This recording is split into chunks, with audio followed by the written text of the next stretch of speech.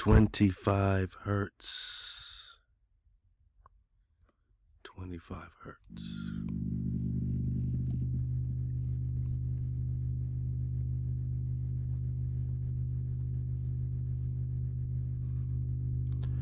HaWah. 25 hertz.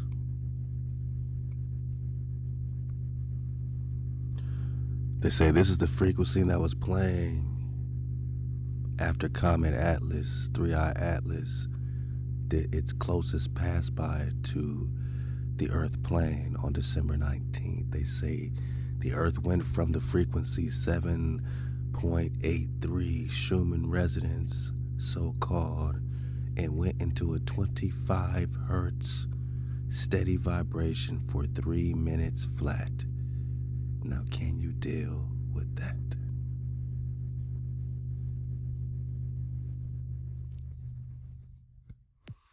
They say this 25 hertz, can do a lot of healing. Different frequencies can heal different things, and they use 25 hertz for different type of muscle tissue healing and different things. Like, this is definitely a healing frequency.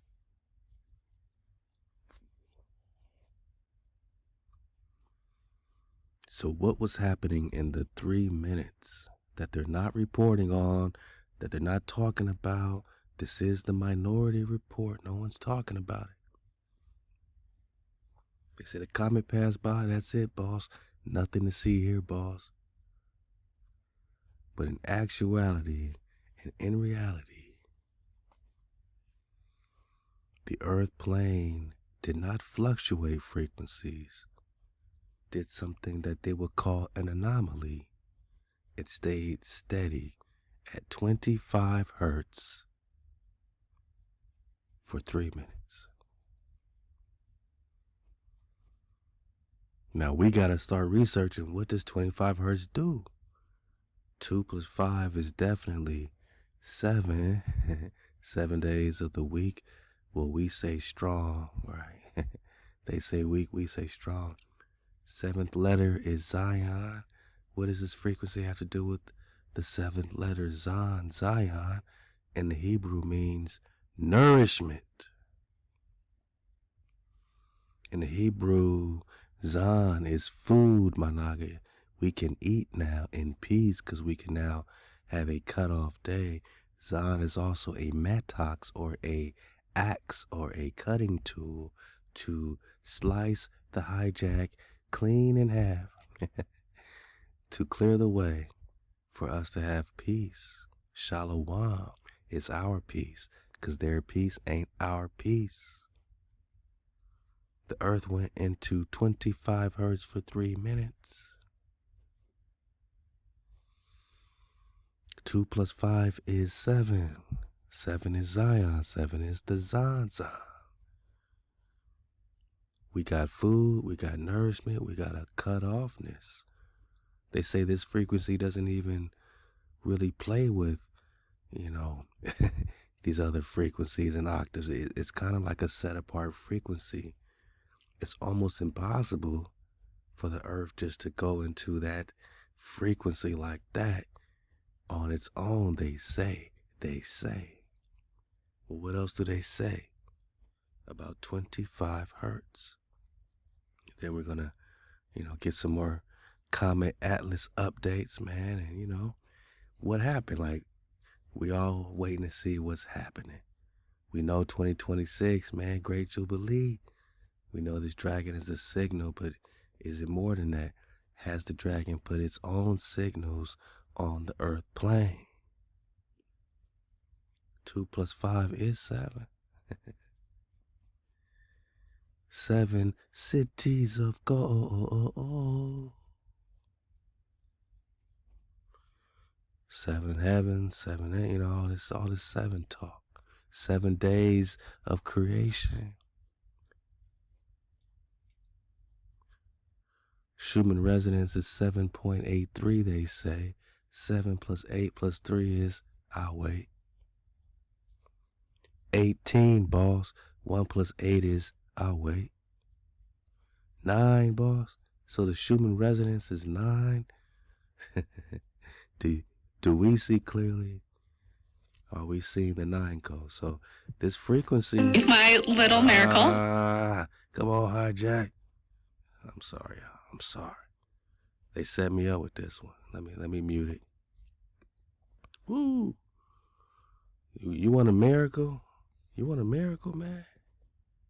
What a miracle. Let's get it back, man. This frequency is miraculous, how it hit the earth. Ain't nobody really reporting on it. The mainstream ain't really talking about the frequency, man. Now they trying to pause the frequency. Look at that. Look at this, man. They don't want us to have the frequency no more, man.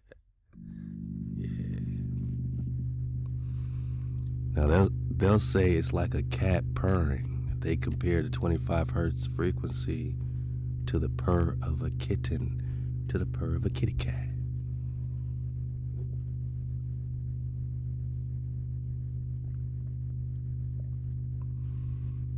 Most times you're not even going to hear it. It's going to be just vibing, you know, just vibing.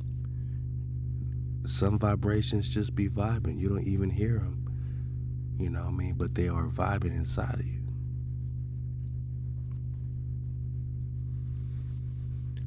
Wow. Yeah. Okay. All right. Yeah, okay. What's this frequency talk, man? Let's check in with Stefan Burns. Maybe he got some frequency talk for us, talking on his 25 hertz. This is Stefan Burns here with a breaking update for you. We just observed a very rare burst of energy in these Schumann resonances, Earth's naturally resonant energy fields, which are created from a variety of geophysical processes, primarily lightning strikes, but they're also created within our body, specifically our brain waves, perfectly overlap with Schumann resonances in frequency and in strength. And what is so bizarre about this burst of energy here is that it occurred just hours before the absolute closest approach of interstellar object 3I Atlas to Earth. The separation distance between 3I Atlas and the Earth was just 1.8 astronomical units. Distance from Sun to Earth is 1. So that was at 6 a.m.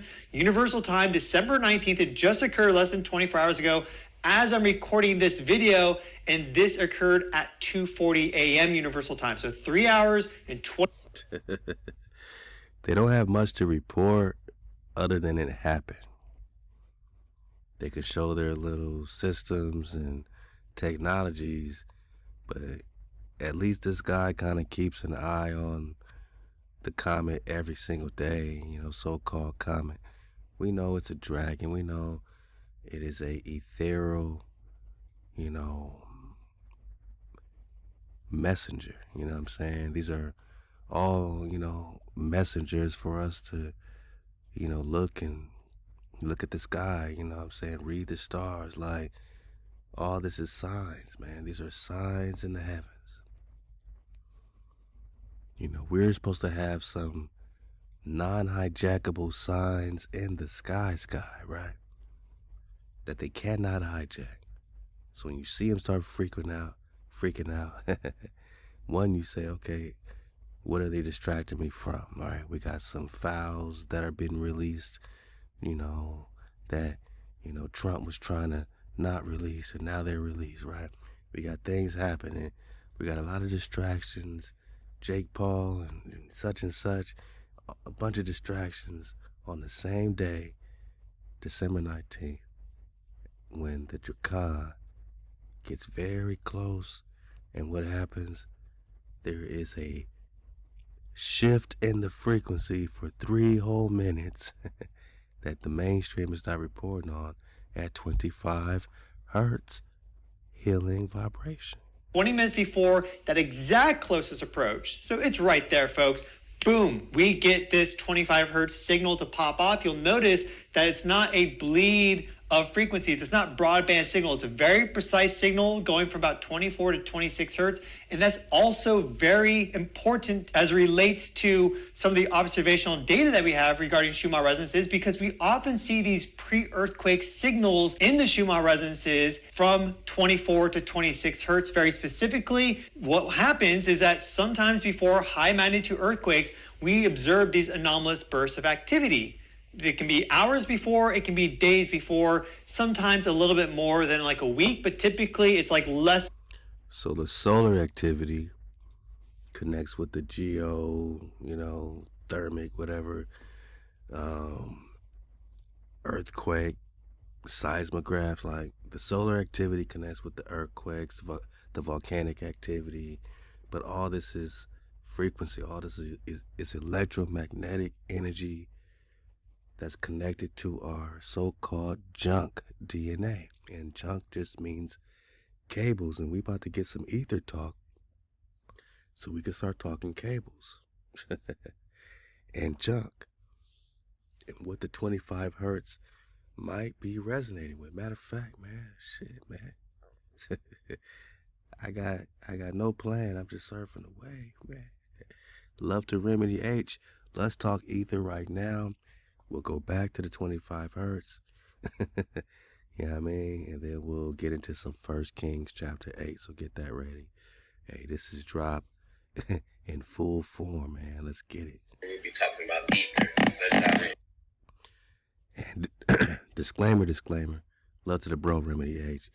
But there's always a lot of distortion going on in the background. A lot of heavy breathing, a lot of stuff. That's not me, my naga. I just want to let y'all know. My calm remedy, please, man. This ether drop is too important for all this fiddling around going on in the background, man. It's like, I know you ain't trying to distract us from this drop, man, because you dropping the drop. So please, my brother, please, man, I'm pleading with you, man. All in the AHOP, all in the love. Please stop all the muffling, the Mercs and the Myers in the background so we can drop this drop distortion free, man, because it's too important, Con. But to my cons, focus on the drop and do not be distracted by the distortion. Focus on the drop, because I'm only powering through this, our powerful ether drop. I'm only going to power through this because there's babies in the bathwater. I don't have to agree with everything and every clip and everybody that is being shared here, but I will, connect some things, because a con must connect.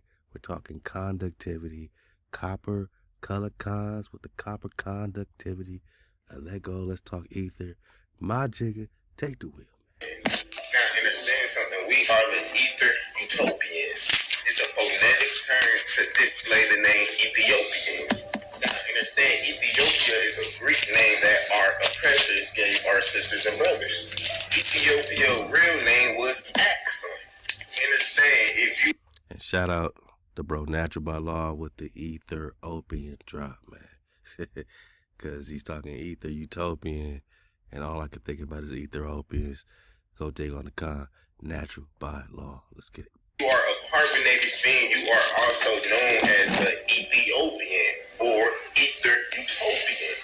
Now, when you look at the etymology of the root word Ethiopia, it comes from the word ether.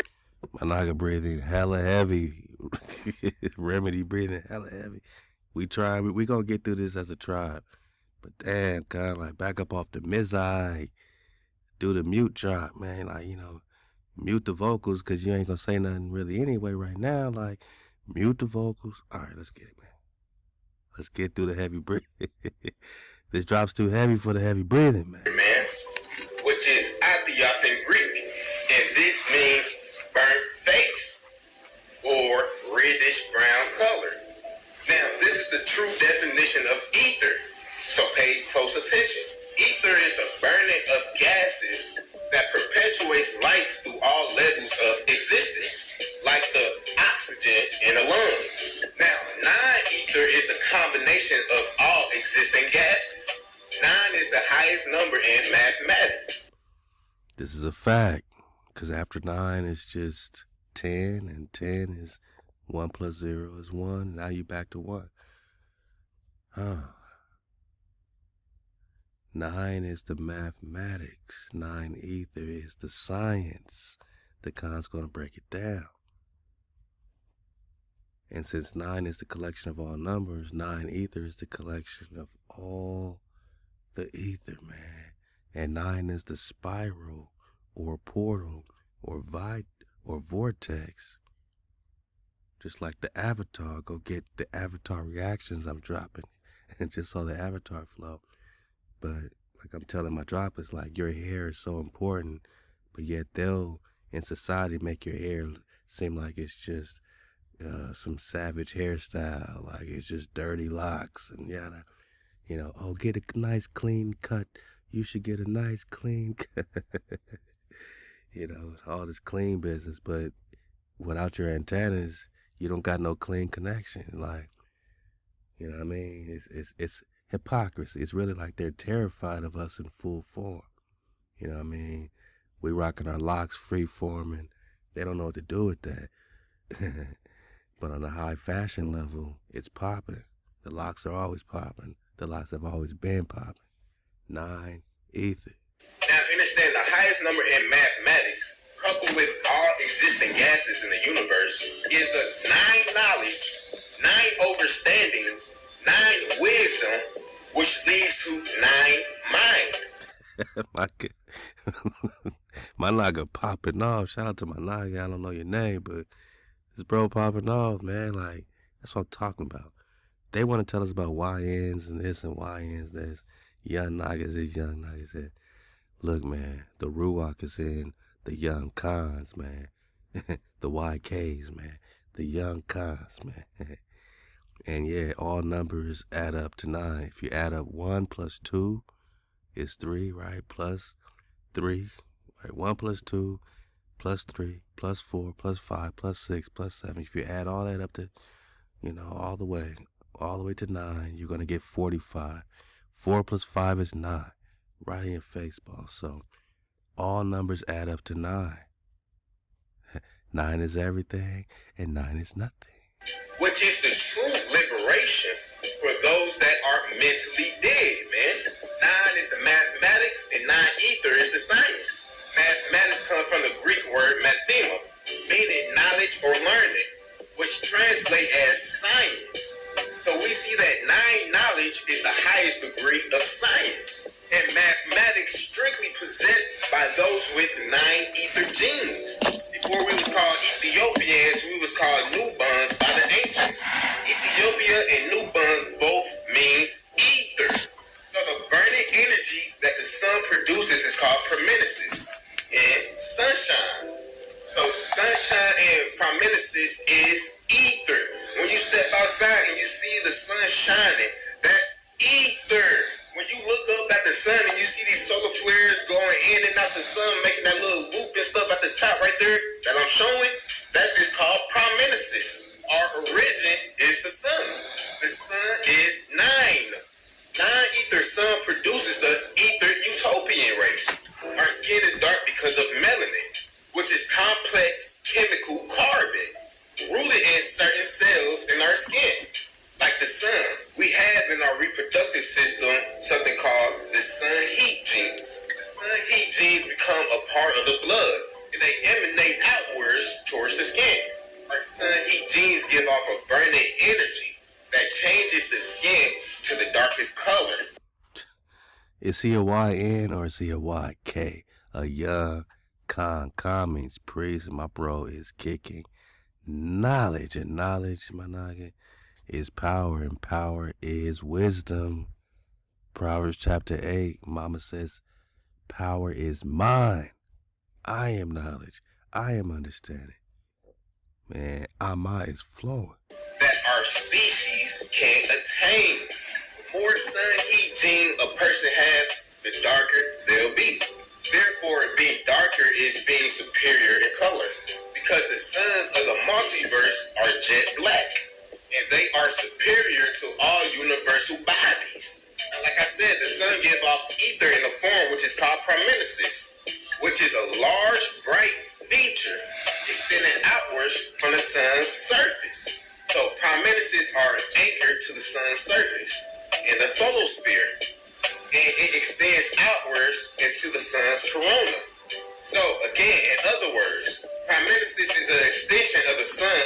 It comes out the sun and it forms a loop configuration, like at the top that I'm showing. This is a part of the sun antenna, also called flocculus. Our hair is called flocculus. It's basically a small flock of wool. They be comparing our hair to the prominences of the sun. Real shit, bro. Our hair work as like a solenoid in engineering. It's a device that converts energy into linear motion. The linear motion becomes rhythm. You feel me? A solenoid is a three-dimensional coil. Now, in physics, the term solenoid refers to a loop of wires. Shout out to my knockers that be rocking the wires and the locks, man. Shout out to CJ Battle, Ty Bad Zine. Like, a lot of my knockers rock the copper coil. And you rocking copper on copper, because you already got the copper coil in your hair. Now you superconducting They're wrapped around a metallic cord, which produces a magnetic energy field when an electric current is passed through it. Our loop of wire is the hair follicle, and within it contains the gases of 9 ether. That's why when you burn your hair, you get the smelling this gas, man. Whoa. Real shit. Our hair represents the loop 9. Now, what is utopia? An imagined place or state of things in which everything is perfect. That's exactly what the fuck we had. A utopia here on this planet. Promise, because we are the ether utopian race. I love, value, appreciate, and adore every single last. He says, I see everything, man. That means you got the Drakan, because we see clearly. Let's get a little more. Y'all ground, sun gates, detox, meditate, fast. I see everything. Peace, family. We got a rundown yesterday about earth, air, fire, and water, but of course I cannot leave out the 5th element, ether, spirit. The truth is, that's what's really active right now and why everybody's feeling real different. Spirit is the in-between. Remedy Khan, you gotta chill in the background, my nigga. Let the aqua speak. You over there. I don't know if you're looking through a refrigerator. I don't know what's going on, man, but chill out just for a few minutes, man, and let us get this drop. It's all good, guys. We here together. Let's fight through this and let's ride together, man. Because the sisters drop on the ether. Clean energy and that energy that connects all. Spirit is what makes that candle flame jump when you're doing that spell work. And what a lot of people like to call praying. Spirit is that chill that hits your body out of nowhere when something about to shift. And y'all all know what I'm talking about. Spirit is what makes somebody cross your mind right before they call your phone. That's ether, the breath of source. It's the frequency that's holding everything in this reality together. And right now, everything is being purged that's not aligned. Tell y'all the main reason why people feel lost or anxious right now. Because Spirit said we're not dragging old energy into this new timeline. It gotta go. Those not in tune with Spirit want to fight that. Relationships, that job, that fake-ass peace you created, it's not really peace at all. One-sided friendship, politics, celebrities, media, fake spiritualists, all of that is being exposed because you cannot fake frequency anymore. Going into the times of authenticity. I will always use this example because it's relevant to mostly everyone. So walking into a room and you feel the energy shift, or you can feel the heaviness in the air. You can feel when somebody is acting funny in that room. You can feel when you're being talked about. That's spirit. Or you've probably been getting some deja vu, ear ringing, chills out of nowhere, crazy dream. That's your etheric body syncing up. But because all of this shit is happening so fast and we are programmed by societal norms, a lot of people don't know what to do. I meet with so many people on a daily basis and I tell them, you are not going crazy, you are ascending. Your gifts are coming online. Everything that you suppressed because you were fearful of it, that shit can no longer be suppressed. Leveling up on a cellular level and your system trying to catch up to that frequency. Old energy is going to want to pop up and pull you back into them same frequencies. So remember, it's not divine timing, that's divine testing. Like I keep telling y'all, spirit just want to see if you're going to entertain the things that you claim you already healed from. Ether, aka spirit, is the 5th element, and it's not outside of you, it is you. It's the breath It's the light, it's the consciousness running through everything. The old world is glitching because the veil is thin. You're just taking its seat back. That's why everything feel weird. People feel weird. Places feel weird. People acting out. Systems falling apart. That's just because ether is rewriting the code in real time. If you've been feeling stuck or in between or extra sensitive, just know you ain't crazy. Your body is trying to tune into this new frequency. Your new cellular levels, your new cellular structures is reacting to the sun and the electromagnetic energy being pulsated from that. And ultimately, you just waking up to your own divine technology. You are the element, you are the altar, you are the frequency that spirit runs through. So remember to breathe deep, because that spirit, stay grounded. Cry a little bit. Don't fear the purge. One thing about it, spirit is not destroying you. It's just reintroducing you to who the fuck you are. Everything feels different right now because it is. Spirit, the fifth element, ether, is active. More active than ever before. You're clearing all the illusions and connecting us back to source. I know what I'm going to tell you. Don't fight the shift. You better learn to flow with it. Let me know your thoughts in the comments. Melanin on the physical plane, sure, they taught us that it helps with pigment, skin pigment, and things like that. But on a spiritual plane, it can hold light. It can hold light. So the more melanin you have, the more light you can hold, and the more power you have. And so that's why a lot of these indigenous nations, okay, in Africa, all over the world, really, in Native America, right, and all over the world, these indigenous cultures have been systematically on purpose persecuted, because through, not only through the melanin and their ability to hold light, they were guardians of certain lands. It's what's underneath the land. So a lot of people think like, oh, the war for Iraq is for oil, but it's not just for oil. That's what they tell you on the news. Underneath the earth, there's very important portals, and whoever controls these portals controls the energy that flows in and out of the earth. Some people call them stargates. So these indigenous were protectors. They had melanin, they were able to hold the light, and they had specific codes which were protectors of certain lands. But that's why, if you want to say Columbus and all these other, the history books will tell you one thing, but no, they were really coming to like take the land of the indigenous and to take the protectors of the land out of the land, Bang. right? And to control what's underneath here. Okay, I'm about to show y'all how they really be playing in our face. All right, pay attention, because this is probably one of my favorite drops right here. And then we're going to go back into 25 hertz, man. And hiding stuff in plain sight. So last night I was talking to my brother from the Unity Movement, and we were like vibing, connecting on FaceTime, and we was like, man, they finally got the internet right. And he said, like, after 30 years, like, they finally got social media right. And it hit me because we, like, we connected through the Unity Movement. Like, it really felt like real life. Like, I've never enjoyed social media until TikTok, because I feel like I'm legitimately connecting with people, right? Boom, it sparked, and it hit me like a ton of bricks. I was like, Ethernet. Hold on. So this is what I made. Now let me go on and take you through the deep dive. So let's just start with the word ether, right?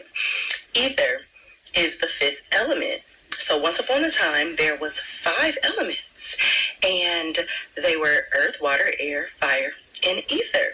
Ether, the one that we really don't know about, they never talk about, is the space that all the other elements exist within. It's considered the animating force. That's what we call spirit. It is unseen, but it is the binding agent, right? Basically, it is the connective tissue of outer space. And this is why the Michelson-Morley experiment, love to my Jigga for dropping this a while back. Oh, man. Like, that's what outer space is. That's the dark matter. Like, that's consciousness. They tried to take the consciousness out of the universe and just give us gravity and gravitational this and that. And gravity is a theory, not a law. Not a law, right? So what is the space in between? In between, there is connectivity. In between, there is consciousness, Man, research the Michelson-Morley experiment. Michelson-Morley experiment, where they tried to, they're really trying to disprove I think they're trying to disprove the ether, they're trying to disprove the ether, but they end up proving the ether. You know what I mean, and disproving gravity. It's kind of a weird thing, but you know, these hijacks are really they're trying to make a way for gravity to be the centerpiece. You know what I'm saying? But ether is the centerpiece. Ether is not the fifth element. Ether is the first element. All elements connect back to what they call the ether, the Akashic, right? The Akashic records. Back to source, back to the source. It's all the breath. Wow, it's all the breath. It's that water. So research the Michelson-Morley experiment, you know what I mean, where they're really trying to disprove the ether. They're trying to measure, you know, they're like, since the earth is moving, you know, at 60-something thousand miles per hour, there should be a ether wind. Like we should be hitting, you know what I mean? Like there should be a wind factor if the ether exists. But all they did was show that the earth is not moving. You know what I mean? That's all they did was prove that the ball is not going, it ain't spinning, there ain't no ball, and you're not moving at all. Einstein could not prove any motion at all to the earth. No one could prove no motion. Because if there was motion, you would be going through the ether waves.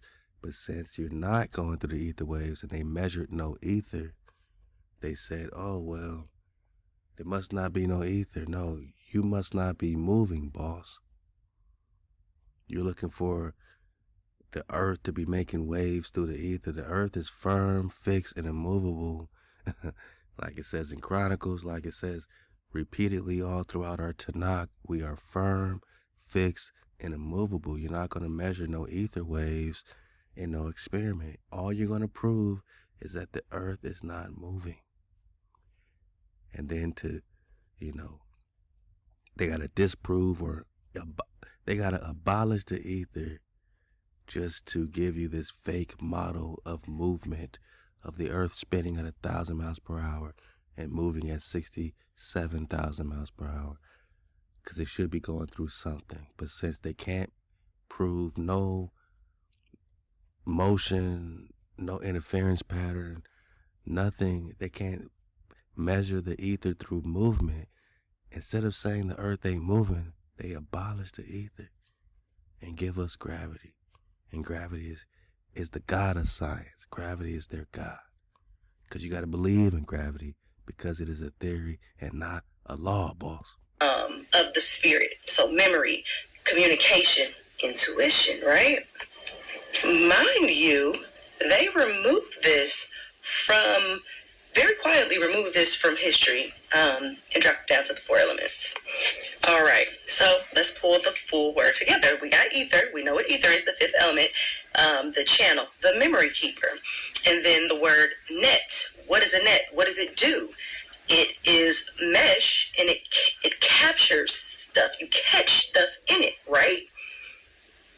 Ether, net, cable. So it is a net to catch ether. Hold up. Hey, out to my Aquashi is popping off. What's a cable? A cable is junk.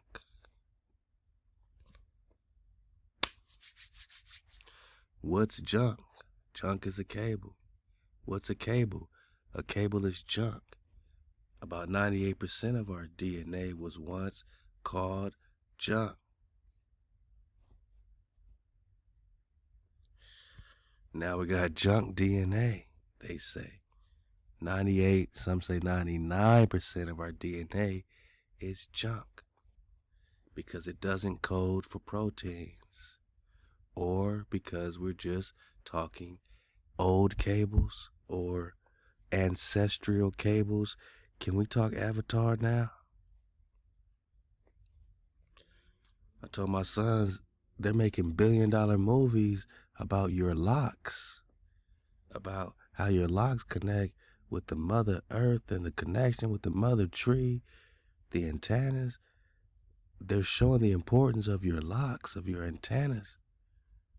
Don't never let nobody make you feel, you know what I'm saying, like, you know, small because of your hair, or, you know what I mean, you know, it's not clean and da-da-da-da. And they want the clean cut, clean shape, clean this, clean that.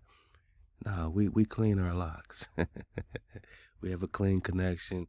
We have clean cables, right? Cordages. And who's calling it old? Like the Old Testament. Who's calling it old? And who's calling it the New Testament, right? Words are powerful. Old means like obsolete, but really old is all that exists. Old is original. The OG, Unc, that's sitting there giving up all the game and wisdom, that's original wisdom, man. Unc is cool. Unc will always be cool, because where else you gonna get the knowledge? Auntie got the knowledge. Big mama, right? So when she said cables, and we're about to go into the Ethernet, underwater cables, and why it's underwater to trap the ether. It's underwater cables to trap the ether. Underwater junk.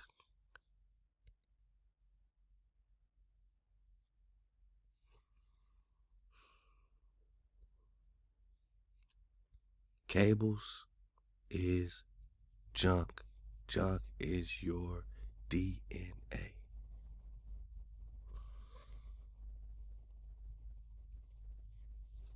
So underwater cables is underwater DNA. Like the sister's saying, they're creating artificial grids based on your patterns, your DNA, your flow. You got the whole internet within you. You are already connected. You are already online. But now we paying cable bills. Now they're charging us to get online.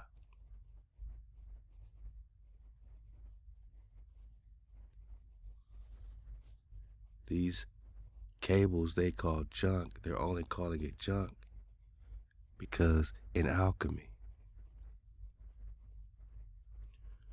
when we talk the alchemical dracan,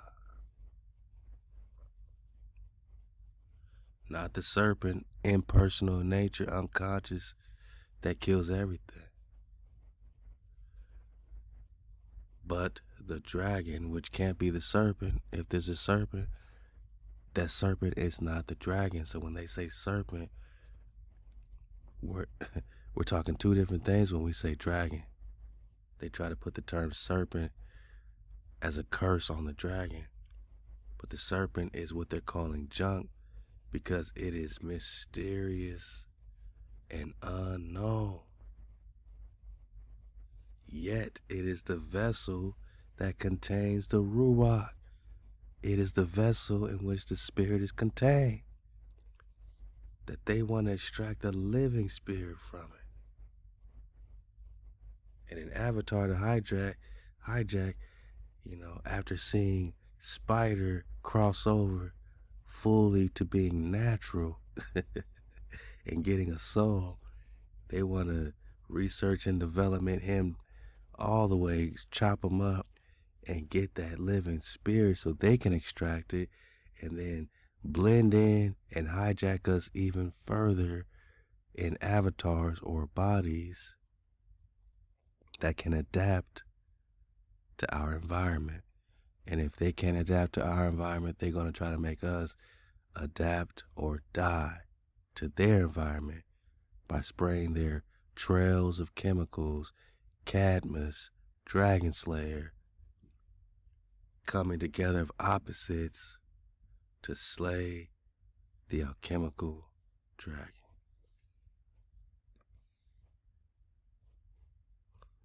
We're going to talk more about this Cadmus, Dragon Slayer, Greek mythos hero, son of Poseidon.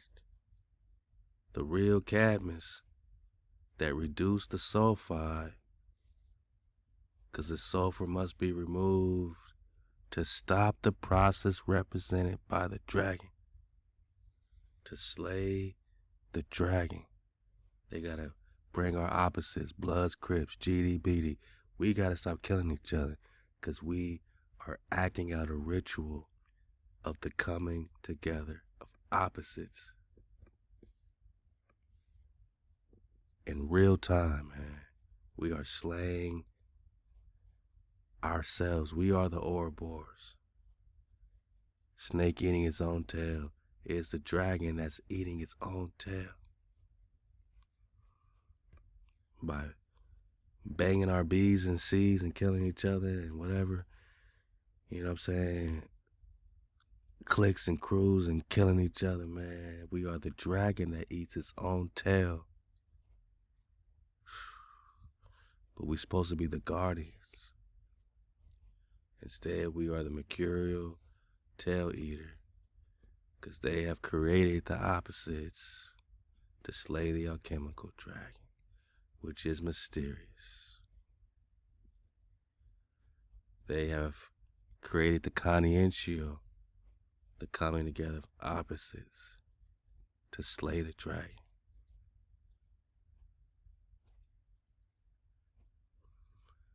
Only the serpent, man. Only the slithering serpent that is impersonal, obviously, because they're not natural. Unconscious, trying to burst into conscious like AI, but we already got these walking AI around us.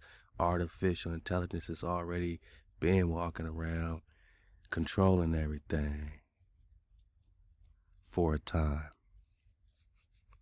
HaWah has brought a no people to conquer us, a no people.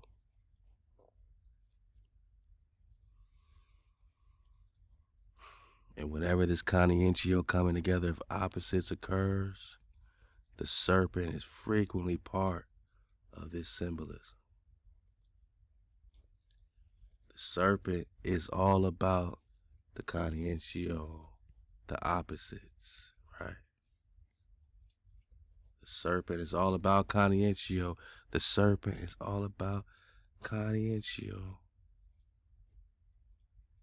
And the conscientio opposites is how you slay the alchemical dragon.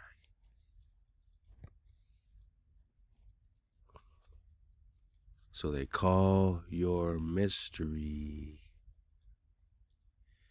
they call your philosophical quicksilver, they call your mystery substance unknown junk.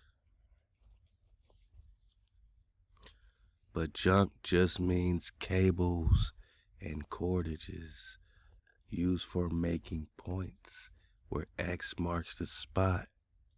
We're going to talk about these points that are being pinged, that control your emotions.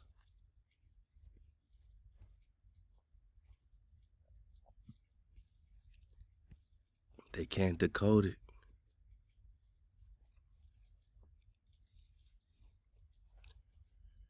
They can't code it, my nugget, or they purposely decode it or,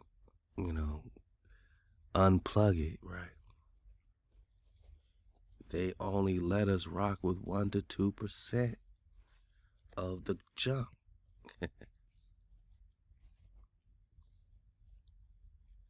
Regulating our genes, which connects to the cables and cordages in the Ethernet, is trapping the ether. So it is a net to catch ether, to catch the fifth element, the spiritual channel, the memory keeper. Are you following me? They literally straight up told us they was catching the ether in a net. But y'all, this is where it gets wild, right? And where it enters my realm of emotional intelligence, because Talk on. It is mimicked after fascia, which is basically like it's like transparent web-like connective tissue that is in our body. And that is literally where ether travels through. That's where our emotions travel through. That's where literally all of the signals are sent through our fascia, throughout our body. And they look like webs. Do you see this? These are webs. And it is alive. It's dynamic. It's a sensing. It senses movement, adapts to stress. And it's actually more than tissue, because it's like a communication hub between your internal world and your external world. Internal spirit, external physical world. It is connection between the two, how we communicate from our internal world to our external world. Do you feel me? So basically what they did is they took our internal structure and copied our fascia, the web that's in our body that carries the emotions faster than nerves, okay? And they built fiber optic cables to mimic it, right? And basically our fascia is the internet of our body. It moves through the ether like a signal, and when you feel something in your gut or in your chest, that's basically the web being pinged. I mean, come on. Do you see the parallels? The web that's being pinged has to do with these, marks, these points. The pinging is the making of the points. The cables is the junk, and the junk is the DNA. At least 98%. Yeah, God, we see clearly. Like the webs, the webbing, the connective tissue, stuff getting caught in the web. Like, okay, so listen. If we know about spiders, when a bug flies into it, it kind of pings and lets the spider know, hey, something's there.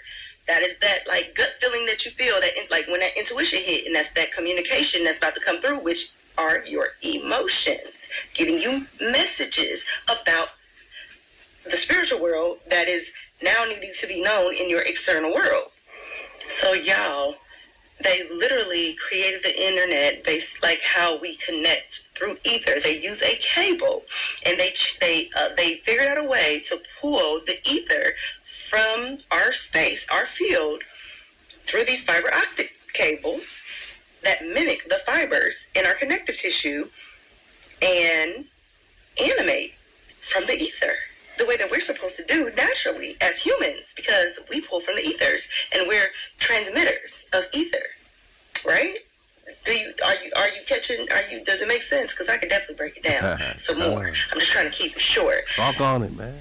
But that is why ideas download. That is why our emotions ripple.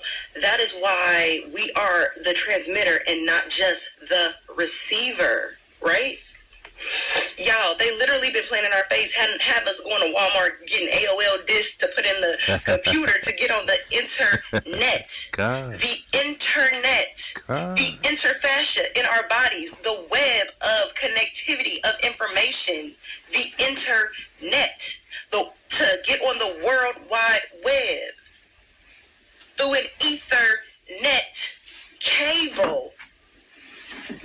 Dude, it's like the amount of playing in our face. Like, Damn. for real. So that was the download. I'm gonna just leave it right there, because all I can hear is that modem getting on that internet, pulling all that. Like, what are you decoding? What was that noise for? Let me hear what it was really saying. Why was y'all nah, I don't know what that's about, but I just feel like going on a tangent. But I'm not gonna do it. But let me know what y'all think about that, okay? Like, is that wild? I see one of my cousins was like, they had a download about the internet word last year. So did y'all know about this? Like, am I late to the party? Or is this something new? Because I'm ready to talk about it. And wait till I tell y'all about the categories of Ethernet cables. You know, the Cat 5, the Cat 7. the RJ45 plugs and why they have the different wirings and what they are all responsible for and what that also mimics inside of us. But baby, that's for a whole, listen, I think that one's for the Patreon because that one's a bit deeper and more intricate, but follow me if you're interested.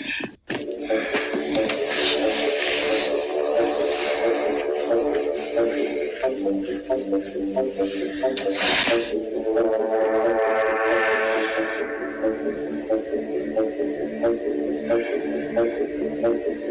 going to show you 6 pictures, and I want you to tell me what they all have in common.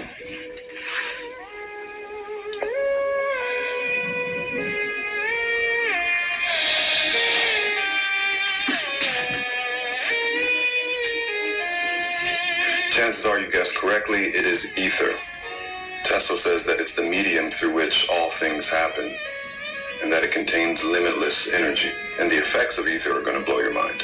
Science calls it dark matter, zero-point energy. It's sometimes referred to as prana, chi, akasha, or the 5th element.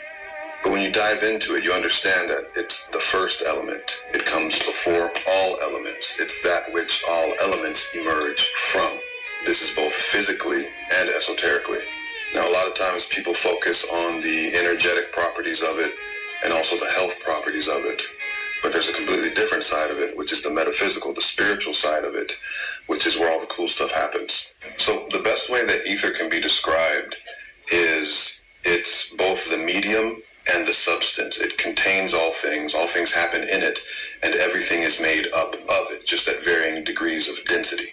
You can take anything physical in existence, yes, reduce it down to its smallest substance that it's made out of. It's always going to be ether. Let's go back through some of these pictures and look at how each device or each structure is utilizing this ether. Great Pyramids of Giza. These are etheric field generators, okay? The thing with ether, and you'll see this in feng shui as well, this fits right in the category, but the thing with ether is it's not only the medium and primordial substance, but it interacts with itself in different ways, depending on the shape, depending on the material. Things will either channel or deflect, reflect ether. Certain shapes stop the movement. For example, like right angles or like corners in a cubic room or whatnot. Immediately kills ether, stops the movement, stops the life-giving properties of the ether. These pyramids, however, when you understand etheric technology and how it behaves, the shape gives it away. The shape and the materials around it give it away. These were designed to channel ether upwards and distribute it outwards, almost like a fountain. The ether here gets directed through this pyramidal shape, channeled, and you notice at the very top there's a golden capstone, and gold conducts ether very, very, very well. In addition to gold, a lot of times with like this etheric technology, you're going to see some sort of crystal, usually quartz crystal. Copper is a big one. The limestone here acts like an insulator. One thing you're always going to see is water. Cool thing about water is water has the ability to store ether, almost like a battery.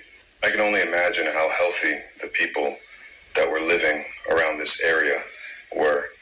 And I can't even begin to imagine like the type of things you'd experience, like if you went inside this thing into the king's chamber and we're sitting like right in the middle of that condensed etheric flow. That would be crazy. Sort of puts this into perspective, doesn't it? Yeah, I remember them coils they said they found underneath the pyramids. Let's go. Next is Tesla's Wardenclyffe Tower. Same exact concept, but amplified. He was getting ready to provide free wireless energy to damn near everybody with this. The obelisk has a similar function. If you notice, these are always going to be in places of power. It's for a very special reason. They're collecting the ether, they're trapping the ether, and the ether net. And to know that there was a time when this technology was widely known and applied on a society level.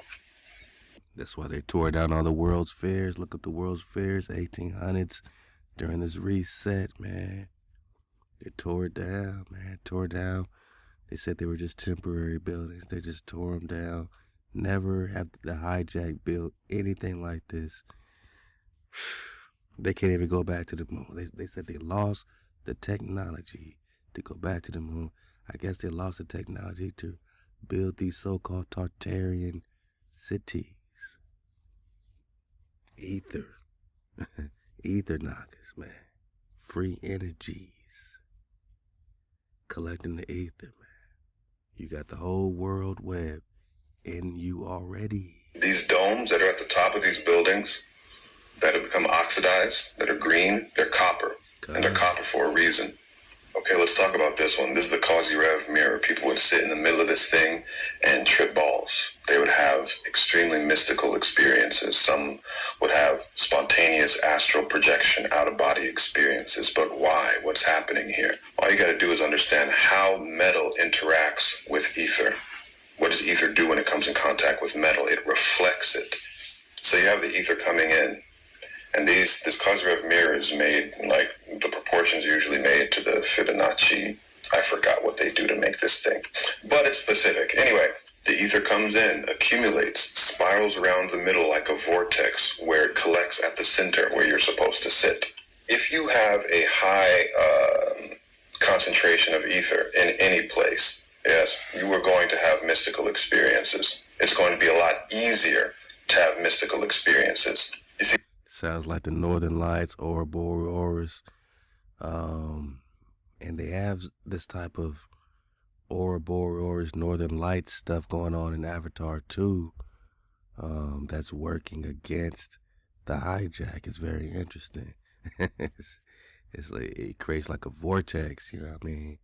Go dig on the movie and go dig on my reactions to this fire and ash situation with the Avatar. a lot of people don't realize that one of the big aspects of Tesla's work, which he was actually really excited about and wanted to pursue, was the same one that got no attention and got suppressed.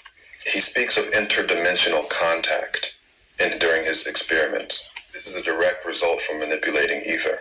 So, as we understand, ether reflects off of metallic things, yes? It has energetic, spiritual, and health stimulating properties. Which brings us to this. This is Wilhelm Reich's orgone accumulator. Orgone is chi, is prana, is ether. It's all the same thing.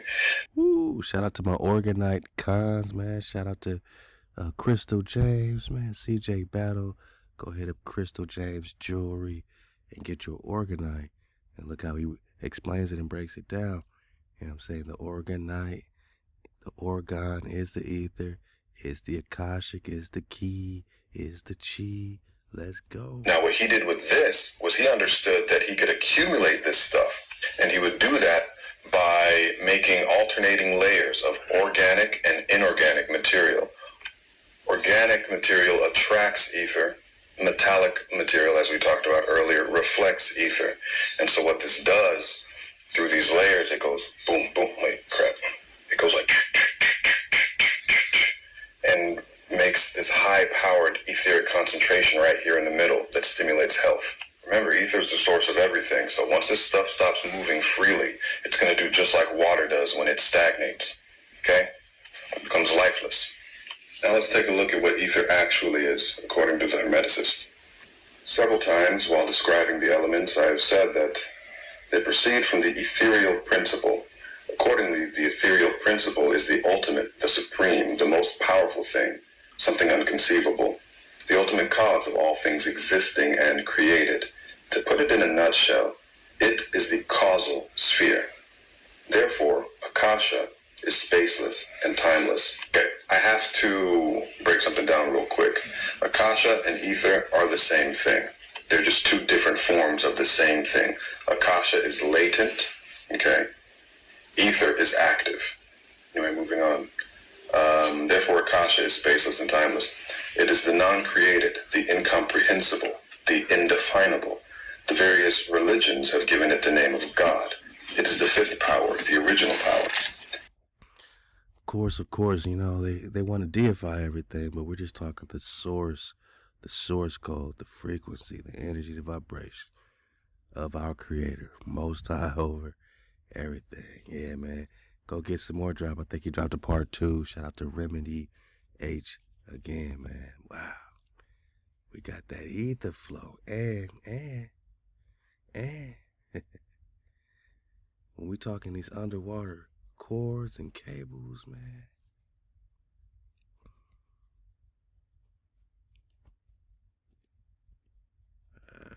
Let me get it big.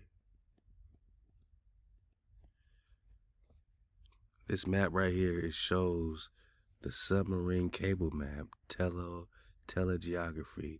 The submarine cable map is a free source from telegeography. Data contained in this map is drawn from the Global Bandwidth Research Service. So when you talk bandwidth, the internet,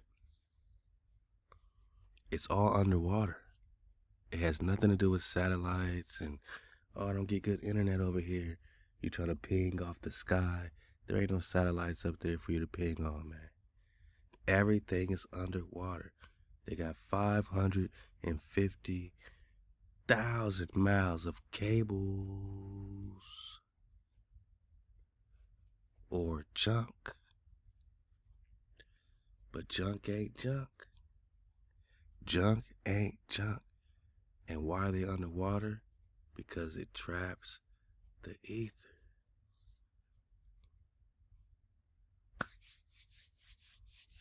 And this is what we just got. We, you know what I mean? We putting it together in real time, man. The underwaterness of things traps the ether.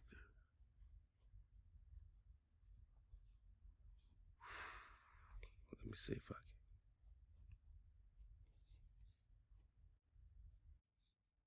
Technology, you're going to see some sort of crystal, usually quartz crystal. Copper is a big one. The limestone here acts like an insulator. One thing you're always going to see is water. Cool thing about water is water has the ability to store ether. Water has the ability to store ether, right? The limestone here acts like an insulator. One thing you're always going to see is water. Cool thing about water is water has the ability to store ether, almost like a battery. Ooh.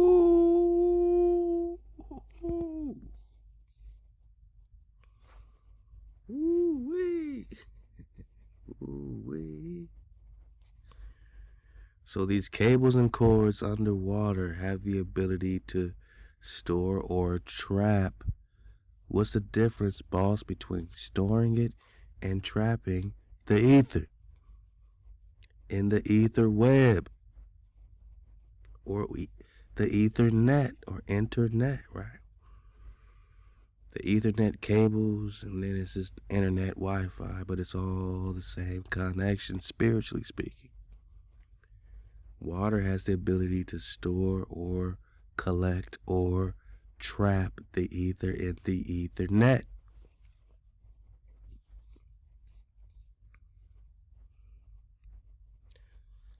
We're talking 550,000 miles of cable hidden under the ocean that power the Ethernet. We don't need the music. Just pay attention. These are the cables that connect your internet, man. And they're in the water, hidden under the ocean.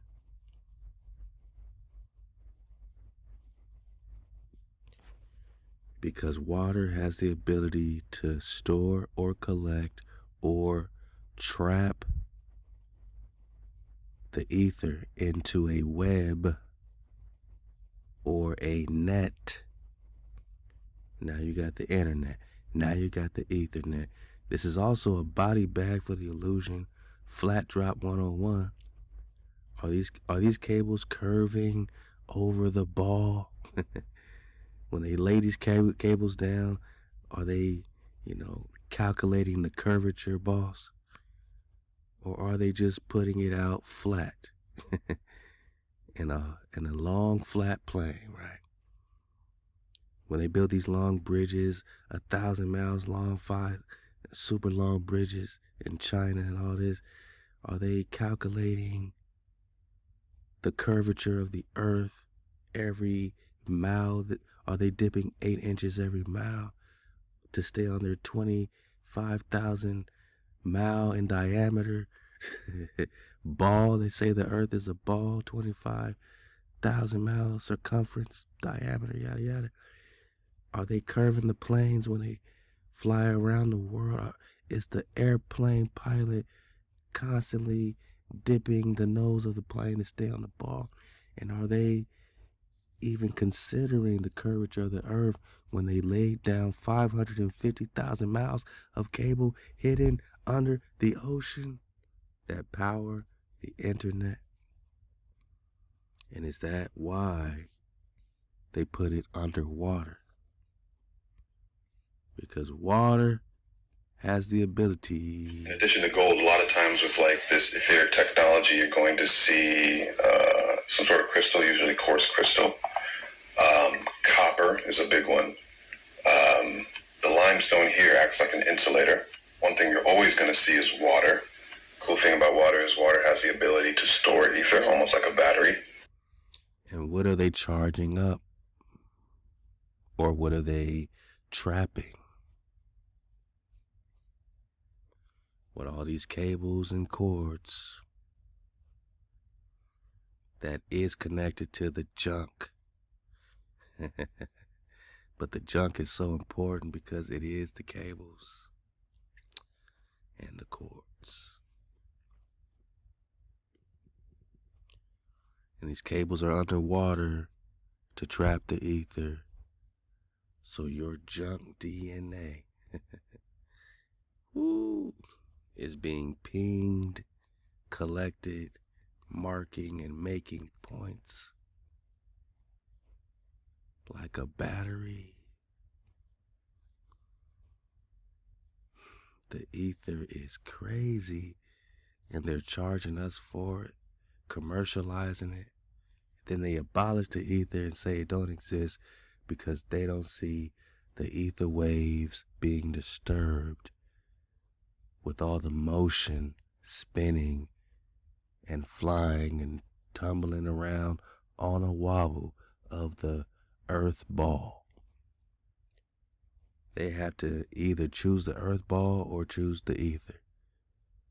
Because knowing that there's an ether, that earth ball should be making waves of disturbance and interference in the ether, traveling at 67,000 miles per hour and spinning at 1,000 miles per hour balls.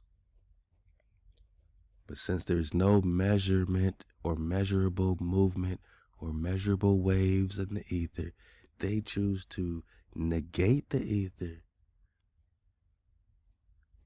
demolish the ether, abolish the ether, and say it don't exist. And now it's just 4 elements: fire, water, air, and earth. And they've abolished the ether. They have erased the ether, which is Ama, the breath, which is Abba, the security in all things. We're surfing the wave, and that ether wave, man. We ether walking around here. My jigger, take the wheel. MHOE 5 Eyes Ma, take the wheel. And go dig on the latest music from MHOE 5 Eyes Ma. Bangers on bangers on bangers the bro is dropping. Just put it in MHOE 5 Eyes Ma, My Jigger, Tribe Up Music playlist. Go get it right now, man. And go get that MHOE designs he's dropping at mhoe.clothing. You dig? They want to abolish the mysterious substance of unknown origin. They want to abolish the dragon. They want to create the opposites and put you on a spinning ball. The coming together of opposites got us killing each other. Conscientio. I said Khan, they trying to erase the Khan and slay the dragon.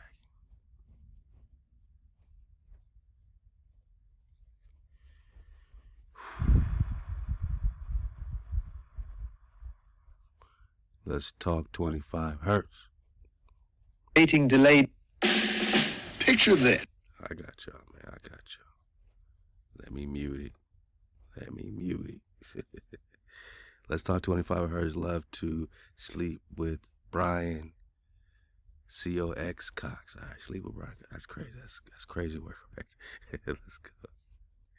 Crazy work, B. That's crazy work. Let's get it, man. 25 hertz.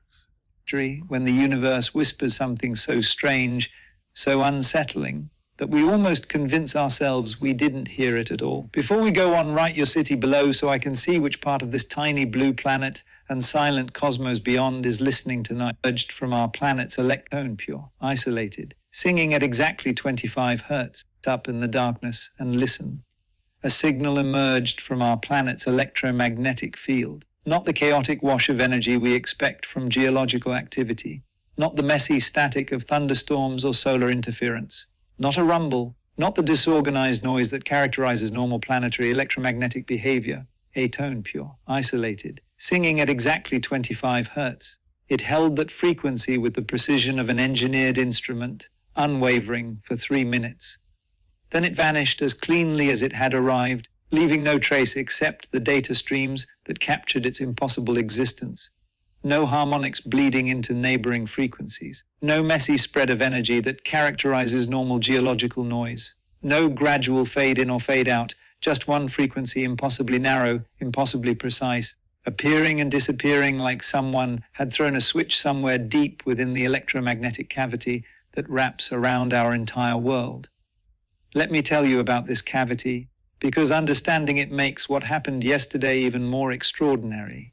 Between Earth's surface and the ionosphere, roughly 60 miles above us, stretches an electromagnetic cavity wrapping around the entire globe. Lightning strikes, thousands occurring every second somewhere on Earth, pump energy into this cavity, creating what scientists call Schumann resonances. These are the planet's background music, a low-frequency drone that never stops, never pauses, constant as gravity. The fundamental tone sits around 783 hertz with overtones stacking upward at roughly 6 hertz intervals. They wobble and shift with weather patterns, solar activity, and seasonal changes. They blur together like voices in a crowded room, each frequency smearing into its neighbors, creating a continuous spectrum rather than discrete notes. 25 hertz doesn't belong in that room. It sits between harmonics, isolated, refusing to blend with the natural electromagnetic symphony our planet constantly produces. Now, here's what makes yesterday's signal more than just an anomaly in a dataset, more than just another curiosity for researchers to puzzle over in academic journals.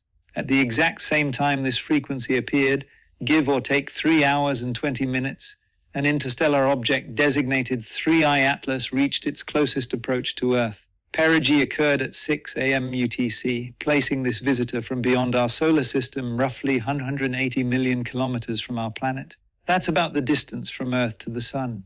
In astronomical terms, for an object moving at interstellar velocities, passing within 1 astronomical unit of a planet is threading a cosmic needle. 3I Atlas is only the 3rd confirmed interstellar object ever detected entering our solar system. The first, Oumuamua, arrived in 2017 and sparked years of debate about its unusual acceleration and cigar-like shape.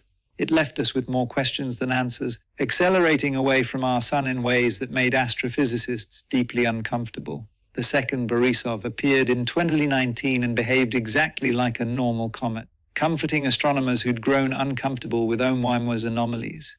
It outgassed, visibly creating a cormorant tail. Its spectrum matched solar system comets. It was, in every measurable way, ordinary.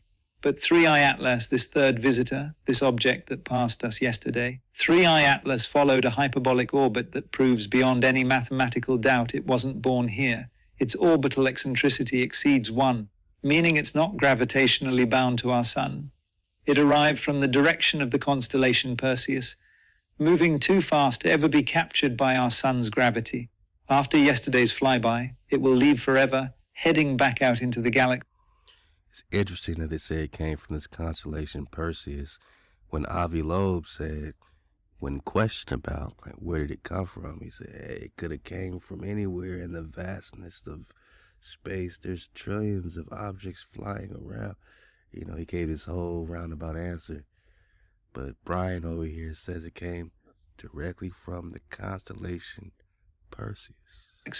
continuing a journey that began somewhere we cannot identify, somewhere in the vast darkness between stars. The timing bothers people, not because coincidences are impossible. The universe is vast, incomprehensibly large, and unlikely things happen constantly somewhere in its expanse. But because this particular coincidence arrived with mathematics attached, with probabilities that make statisticians uncomfortable, you can run the numbers. Factor in the frequency of detected electromagnetic anomalies, the orbital mechanics of hyperbolic trajectories, the observation windows available to monitoring stations. The probability of a geophysical electromagnetic anomaly occurring within hours of an interstellar object's closest approach is calculable. It's not zero. Low probability events occur, but it's uncomfortable. The kind of uncomfortable that makes statisticians recheck their calculations and geophysicists quietly review datasets looking for overlooked correlations. 11 days earlier, on December 8th, Japan experienced a magnitude 6.8 earthquake off the coast of Watah Prefecture. The rupture occurred at shallow depth, generating strong shaking across northern Honshu. Seismologists recorded electromagnetic anomalies in the hours before the rupture occurred, approximately 18 hours before the ground began to tear itself apart. Similar frequencies, clustering around 20 to 30 hertz. Similar brevity, lasting minutes rather than hours. Here's a hot take. If you have a message inside you that people... Okay, I mean, is it an anomaly?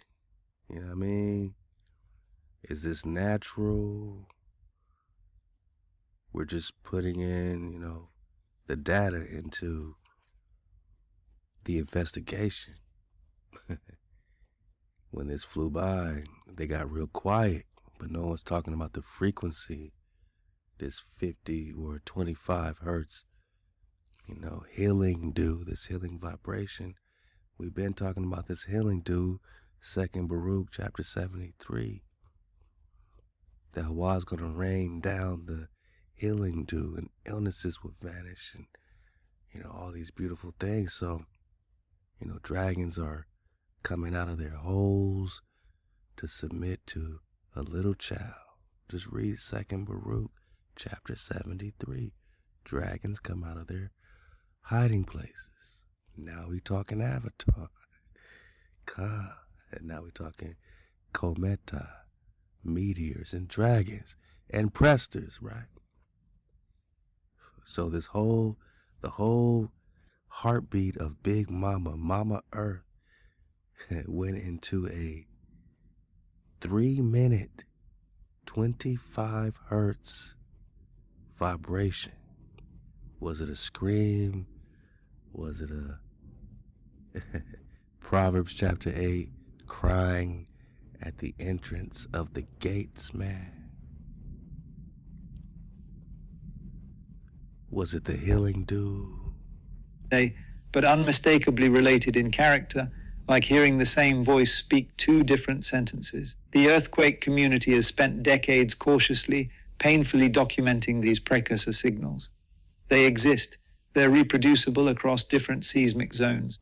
And they terrify researchers because no one can reliably predict which signals indicate imminent rupture and which are just electromagnetic noise that happens to precede quiet periods. After December 8th, the scientific community noted the signal, but filed it away as another frustrating data point in an incomplete puzzle. But after yesterday, after December 19th, everything changed. The scientific community became very quiet about what these signals might mean. Before yesterday, Japan's signal was just another data point in the decades-long quest to predict earthquakes using electromagnetic precursors.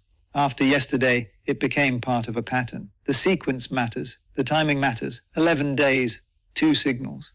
2 very different contexts connected by one haunting frequency. So we're left with 2 interpretations, and there's no comfortable middle ground between them, no safe intellectual territory where we can retreat and pretend this is just another scientific curiosity. Either Earth's crust emitted an electromagnetic scream in the hours before something catastrophic is building, a planetary scale warning that stress has accumulated to critical levels across multiple fault zones simultaneously, stress that has been building silently, invisibly, for decades or centuries, or something external came close enough to trigger that signal, or listen to it, or respond to it in ways we can barely begin to conceptualize. The physics allows all these possibilities, which is precisely the problem.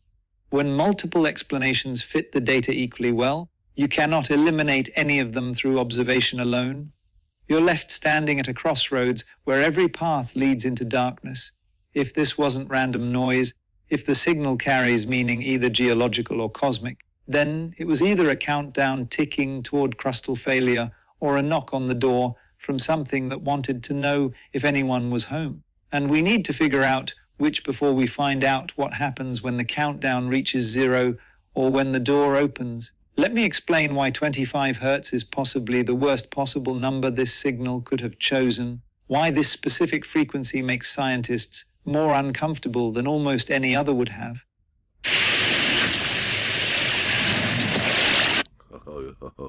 We walking on water, guys. We walking on water. Magnetic resonances, the Schumann resonances, don't sit still. They drift like smoke, spreading across bandwidths, bleeding into neighboring frequencies, creating zones of electromagnetic energy rather than sharp spectral lines. The fundamental mode centers around 783 Hz, but it wanders between 7, 5, and 8 Hz depending on global thunderstorm activity, which follows diurnal patterns as Earth rotates and different continents enter peak heating. The second harmonic sits near 14 Hz, the third around 23, the fourth near 26, 3. They're fuzzy, broad, overlapping zones of electromagnetic energy, not laser-sharp tones that hold frequency with metronomic precision. 25 Hz falls between the third and fourth harmonic, occupying a gap that shouldn't contain isolated energy. It's too high to be the third mode, too low to be the fourth. Nor importantly, it appeared without the others. Normally, when one harmonic intensifies during major thunderstorm complexes or solar flares that pump energy into the ionosphere, the entire stack shifts together. The fundamental strengthens and all harmonics increase proportionally. You don't get isolated frequency spikes in natural Earth systems unless something very specific is exciting that one. You don't get natural frequency spikes. So what happened during this 3-minute long 25 Hertz frequency shift? If it's not so-called natural, is it more natural than Brian sees clearly? He said, well, it doesn't happen naturally, but is this nature at its finest?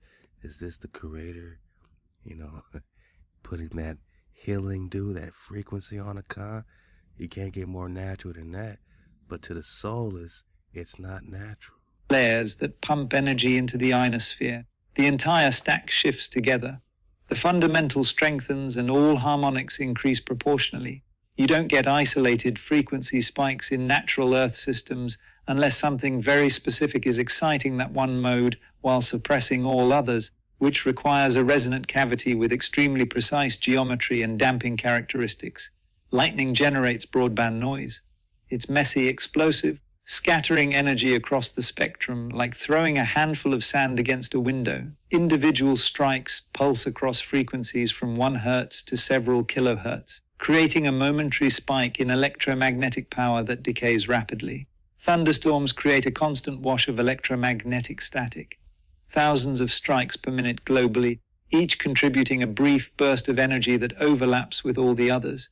The result is noise, statistically predictable in aggregate but random in detail. To produce a pure frequency from this chaos requires resonance, a feedback loop where energy concentrates at a specific wavelength while everything else dissipates through destructive interference. Single frequency electromagnetic emissions do occur in nature, but they're rare and usually associated with very specific mechanisms. Whistler mode chorus emissions, for example, produce monochromatic signals as charged particles interact with Earth's magnetic field in the magnetosphere. But those occur at much higher frequencies, typically in the kilohertz range, and they originate in the magnetosphere tens of thousands of kilometers above Earth's surface, not in the surface ionosphere cavity where yesterday's signal appeared. Yesterday's signal held 25 Hz with minimal drift over 3 minutes of observation. Whoa. The frequency remained stable within measurement precision, which for extended observations typically achieves resolution better than 0. 1 Hz. No sidebands appeared. The frequency components, that typically appear around a carrier signal due to modulation or oscillator instability. No harmonic spread where energy leaks into integer multiples of the fundamental frequency. Just one frequency, unwavering, as stable as engineered oscillators produce, as precise as human technology strives to achieve. This is extraordinarily difficult to explain geologically. For decades, researchers have documented electromagnetic precursors to earthquakes.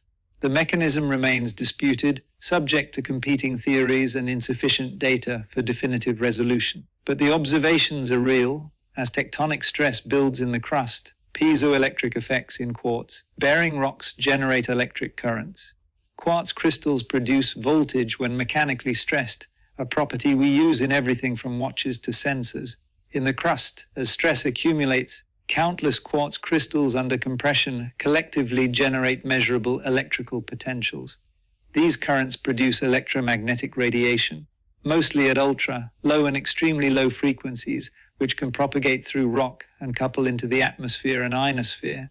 But the signals are usually broad, noisy, inconsistent. They flicker in and out as stress redistributes through complex fracture networks. They don't announce themselves with numerical precision. They appear across ranges of frequencies, their amplitude varying with time and location as the underlying stress field evolves. Researchers measure them using magnetometers and electric field sensors, looking for statistical correlations with subsequent seismic activity. Sometimes they find correlations, sometimes they don't. The science remains frustratingly ambiguous, like trying to predict thunderstorms by feeling changes in air pressure. Japan's December 8 signal appeared approximately 18 hours before the rupture occurred. The frequency hovered between 20 and 30 hertz with peak energy centered near 25. So what was activated by this 25 hertz frequency? We got to do some more recon on it, but I just wanted to bring your attention to it. You could do your own recon, bring it back, man. Leave a comment.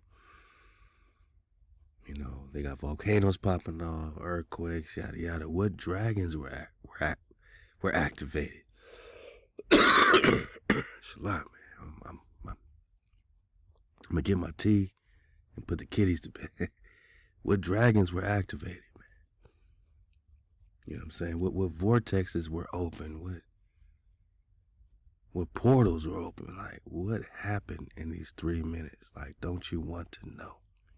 And why aren't they talking about this 25 hertz energy that hit the earth plane?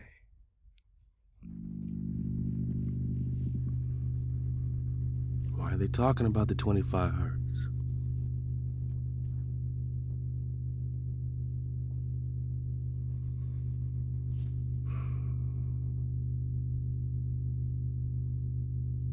How does it resonate?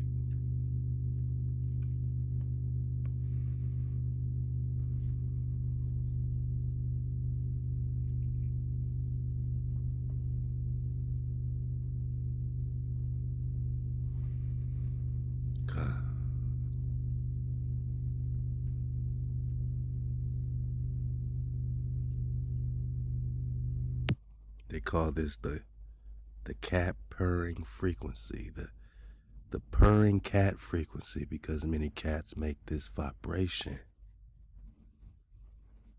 There's a lot of information on these kitty cats and the frequency that they be, the guardian spirit energy that they say, man, you know what I mean? What we talking about, man? What we talking about? Kilometers. In astronomical terms, that is a safe distance, a comfortable buffer that should have resulted in nothing more than a few blurry telescopic images and a catalog of spectral data. But that is not what happened. Instead, as the object reached its perihelion relative to our planet, our own planetary systems began to sing a different song. We are looking at a data set that defies the standard models of cometary interaction, and the implications are, frankly, unsettling. Let's look closer at the data coming in from independent monitoring stations across the globe. Normally, when a comet passes, we look up. We train our optical and radio telescopes on the sky to catch the volatile gases sublimating off the nucleus. But this time, the most startling anomaly wasn't found in the blackness of space, but right here, in the electromagnetic cavity of our own atmosphere. Imagine choosing from 100 plus meals a week that are... Man, imagine being hijacked in real time, man. Imagine the frequency we need to wake up. Your attention to a report that surfaced almost immediately after the closest approach, originating from a dedicated enthusiast known in the community as All-Day Astronome. This wasn't a standard visual observation. It was a reading of the Schumann resonance. For those of you who follow our deep dives into geophysics, you know that the Schumann resonance is effectively the heartbeat of Earth. It is a set of spectrum peaks in the extremely low frequency portion of the Earth's electromagnetic field spectrum. These are standing waves generated and maintained in the cavity formed by the Earth's surface and the ionosphere. The fundamental frequency of this heartbeat is a steady, reliable 7.83 hertz. It has been that way since life crawled out of the oceans. It is the background hum of our biosphere. However, at the precise moment 3I Atlas brushed past our neighborhood, that heartbeat spiked. The data shows a distinct high-amplitude signal locking in at exactly 25 hertz. This is not a harmonic we usually see. It is not a fluctuation caused by a standard lightning storm or solar wind interaction. It is a sharp, artificial-looking peak that appeared out of the noise and persisted. They're trying to make it artificial because they're trying to make this comet some type of spaceship, you know what I mean? Instead of something natural, something, natural sent by the creator. And this artificial peak in frequency, they're trying to make it so artificial. But really, man, you're just back in that 7. And they're, going to connect it to being this holy, set apart type of frequency that doesn't normally interact like that with other tones and frequencies. But pay attention. So, what does this actually mean? If you are looking at the spectrograms we are projecting now, you can see the baseline at 7.83 hertz, the faint harmonics at 14 and 20 hertz, and then this massive unexplained tower of energy at 25 hertz. The timing is the critical factor here. The coincidence of this event with the comet's passage appears non-random. In science, we are trained to be skeptical of coincidence, to look for the hidden variable that connects two seemingly unrelated events. But here, the variable is staring us in the face. An interstellar object with anomalous properties passes by, and our planet's electromagnetic field reacts. Before we go further into the implications of this signal, if you want to stay updated on this rapid flooding social media, we have to be careful not to conflate correlation with causation, but the sheer volume of reports is statistically significant. If the 25 hertz signal is real, and if it is connected to the comet, we are dealing with an interaction that goes beyond gravity and reflected sunlight. We are dealing with a systemic interface. However, we must also play the devil's advocate. If the object is an ordinary comet, explaining the appearance of this specific signal becomes difficult, and the coincidence may be purely random. It is possible that we are seeing a statistical fluke, a rare atmospheric event that just happened to align with the perihelion. It just happened to align. Oh, so perfect. And now there's a hole in the sun. Black old sun, won't you come? And now they're saying this thing looks like Japan, like it's a super hole. They're saying the plasma is leaving the sun. Let's get this for the dismount as we go into 1 Kings chapter 8, man. It's made up of very high temperature plasma. When it's not there, it shows up dark on our specific views that look at the corona. So this is our 211 angstrom view with the 193 angstrom filter on it. And we see this gigantic dark section showing that that part of the solar corona is devoid of plasma. Like, it's basically super low density, it's very low temperature, and as a result, we're actually looking a little bit deeper into the sun, this is, pretty rare. I mean, this is one of the biggest coronal holes, you could say, of the 21st century. We have solar cycles. The sun goes through a magnetic flip every 12 years or so. It's like 8 to 13 years is the range. Meaning the magnetic field on the sun actually flips polarity. So this could be a northern polarity up here, a southern polarity, and then 12 years later, boom, they flipped. Right now, we're at the very end of solar maximum and the beginning of the descending phase. So solar maximum is when the magnetic field is the most chaotic. There is no clear polarity because it's in the middle of flipping. And then during the descending phase, the new polarity starts to become more and more established. And during solar minimum, you have a very clear polarity with the sun. You have a lot less activity with the sun. Solar flares are much less frequent. And you get these sort of coronal holes more often during the descending phase and during solar minimum. What's been very interesting about the solar maximum is that we've had these huge coronal holes on the sun. This just being one of a few that we've had this year, which are absolutely gargantuan. There are normal, sometimes we'll see them just this size like this, and this is a big coronal hole right there. Transequatorial, slicing right through the ecliptic. That means that it hits Earth with its high-speed stream. But the fact that this one then stretches to the south, even beyond that, is insane. So this is a gargantuan coronal hole, and the reason why I wrote, we have a problem is that there is a linkage between these sort of structures on the sun and how they structure the solar wind and geophysical energy rhythms here on Earth, namely earthquake activity, global seismic energy release, which already is not homogeneous and just like the perfectly normal across time. It goes through these rhythms where things are really quiet, like kind of right now, we're actually in a little bit of a quiet period for the past few days, and then all of a sudden a big burst, which if you look at the longer time frame, 2025 is one of the strongest years for seismic activity ever on record. And we've had these gigantic coronal holes on the sun during solar maximum, and typically they become more prolific, more frequent, and bigger during the descending phase and during solar minimum. So if that trend is to continue, what we're seeing here could be a preview for some really, really insane coronal hole features on the sun, meaning that the sun could shed even more plasma by the time we get to solar minimum. That's interesting because, the Bible talks about a time where the sun will be black or dark, right? It's like, why would you need a sun if the firmament opens up?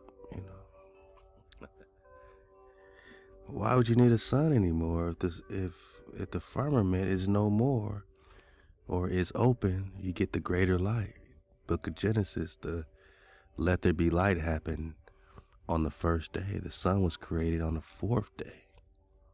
So the greater light already lit up the earth without the sun. You only needed the sun inside the firmament when you needed a division, right, to keep the hijack out. But when you don't need that division and HaWah's throne returns in your presence, you don't need that luminary inside the dome anymore.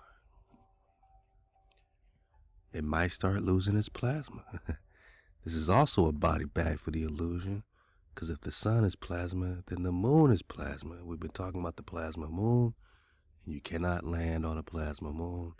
Body bag for the illusion. And this is also an awareness perspective that the larger the whole, It's almost like the barrel of the gun is even larger. When you talk solar flare, X-class flares, cannibal flares, and all this energy coming off the sun. It's like the bigger the barrel, the bigger the hole. Like, that means they're gonna get whatever blasts out of this big ass hole. Whatever comes out this hole is coming out of a big barrel for a big blast. And now we back to the healing dew. Second Baruch, right? We back to the healing dew of the so-called solar flare, X flares, where X marks the spot, where X is the covenant, the mark, the sign, the signal. Wow. The wow signal is the WA signal. W-O-W is W-A-W, the sixth letter of the Hebrew, which means the what? The foundation, the security, the secure signal, the wow, the WA, coming from Comet Atlas. It's all over the place now, man. We in that 25 hertz, we in that 432, we in the 7s, we in the 9s, like, we back on our frequency flow.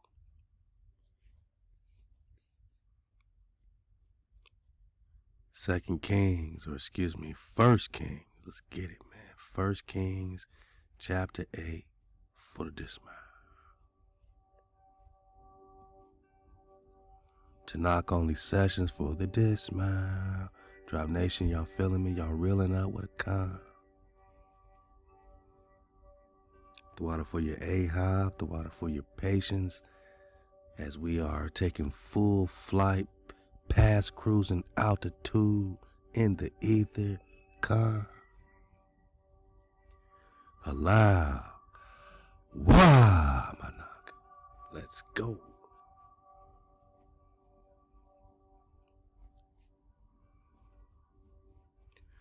Then Solomon assembled the elders of Israel and all the heads of the tribes, the princes of the fathers' houses of the children of Israel, unto King Solomon in Jerusalem, to bring up the ark of the covenant of HaWah out of the city of David, which is in Zion. And all the men of Israel assembled themselves unto King Solomon at the feast in the month of Ethanim, which is the 7th month. 2 + 5 is 7, 25 hertz. Verse 3, and all the elders of Israel came, and the priests took up the ark, and they brought the ark of HaWah, of the Creator, and the tent of meeting, and all the holy vessels that were in the tent, even these did the priests and the Levites bring up, and King Solomon and all the congregation of Israel that were assembled unto him were with him before the ark, sacrificing sheep and oxen that could not be told nor numbered for multitude. And the priests brought in the ark of the covenant of HaWah unto its place, into the sanctuary of the house, to the most holy place, even under the wings of the cherubim. For the cherubim spread forth their wings over the place of the ark, and the cherubim covered the ark and the staves thereof above. And the staves were so long that the ends of the staves were seen from the holy place, even before the sanctuary, but they could not be seen without. And there they are unto this day. There was nothing in the ark save the 2 tables of stone, which Moses put there at Horeb, when HaWah made a covenant with the children of Israel when they came out the land of Egypt.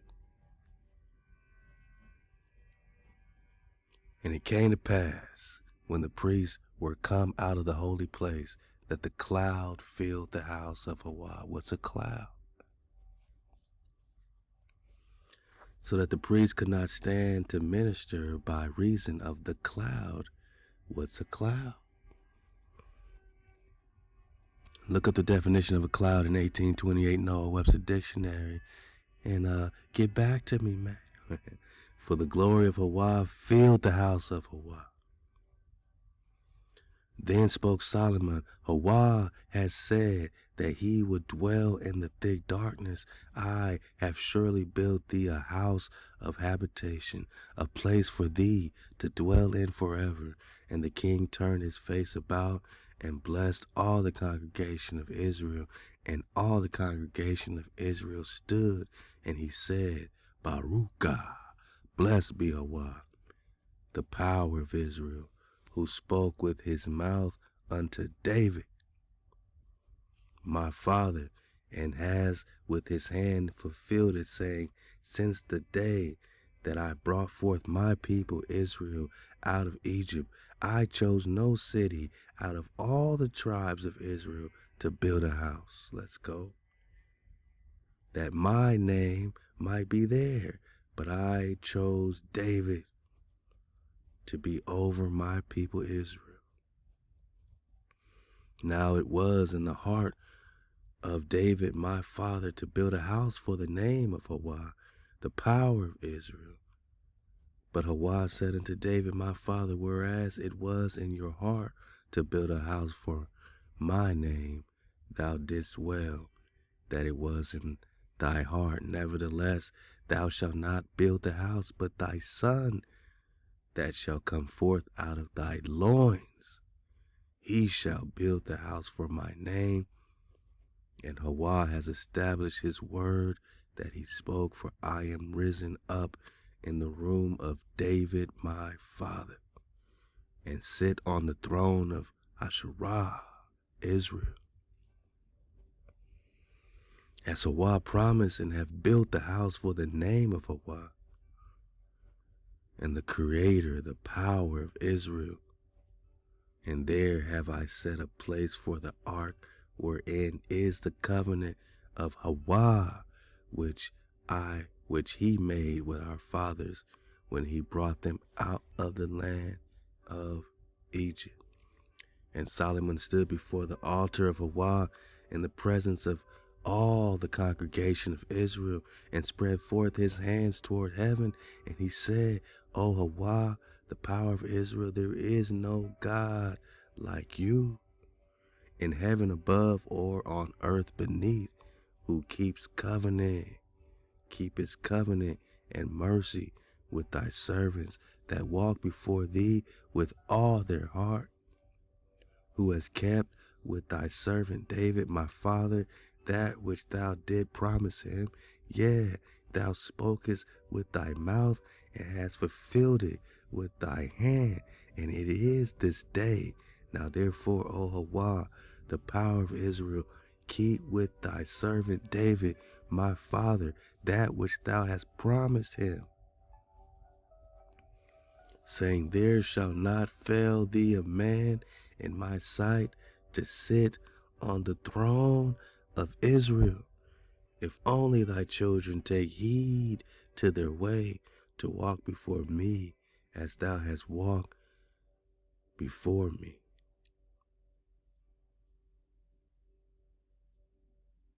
If only thy children take heed to their way to walk before me as thou hast walked before me. Now therefore, O power of Israel, let thy word, I pray you, be verified. We need validation, which thou didst speak unto thy servant David, my father. But will HaWah in very truth dwell on the earth? Behold, heaven and the heaven of heavens cannot contain thee. How much less this house that I have built? Yet have thou respect unto the prayer of thy servant, and to his supplication, O HaWah, to hearken unto the cry and to the prayer which thy servant prays before thee this day, that your eyes, HaWah, may be open towards this house night and day, even toward the place whereof thou hast said, my name shall be there, to hearken unto the prayer which thy servant shall pray towards this place, and hearken thou to the supplication of your servant and of your people, Hasharala, when they shall pray towards this place. Yeah, hear thou in heaven thy dwelling place, and when thou hearest, forgive.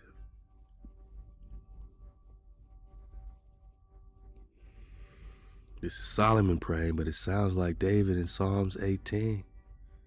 And HaWah hears David with his ears. And here comes the smoke out of his nostrils and fire out of his mouth, devouring all hijacked city. This is what we wanted to see in the Avatar movie, Fire and Ash, man. We wanted HaWah with smoke out of his nostrils and fire out of his mouth to devour all the hijack.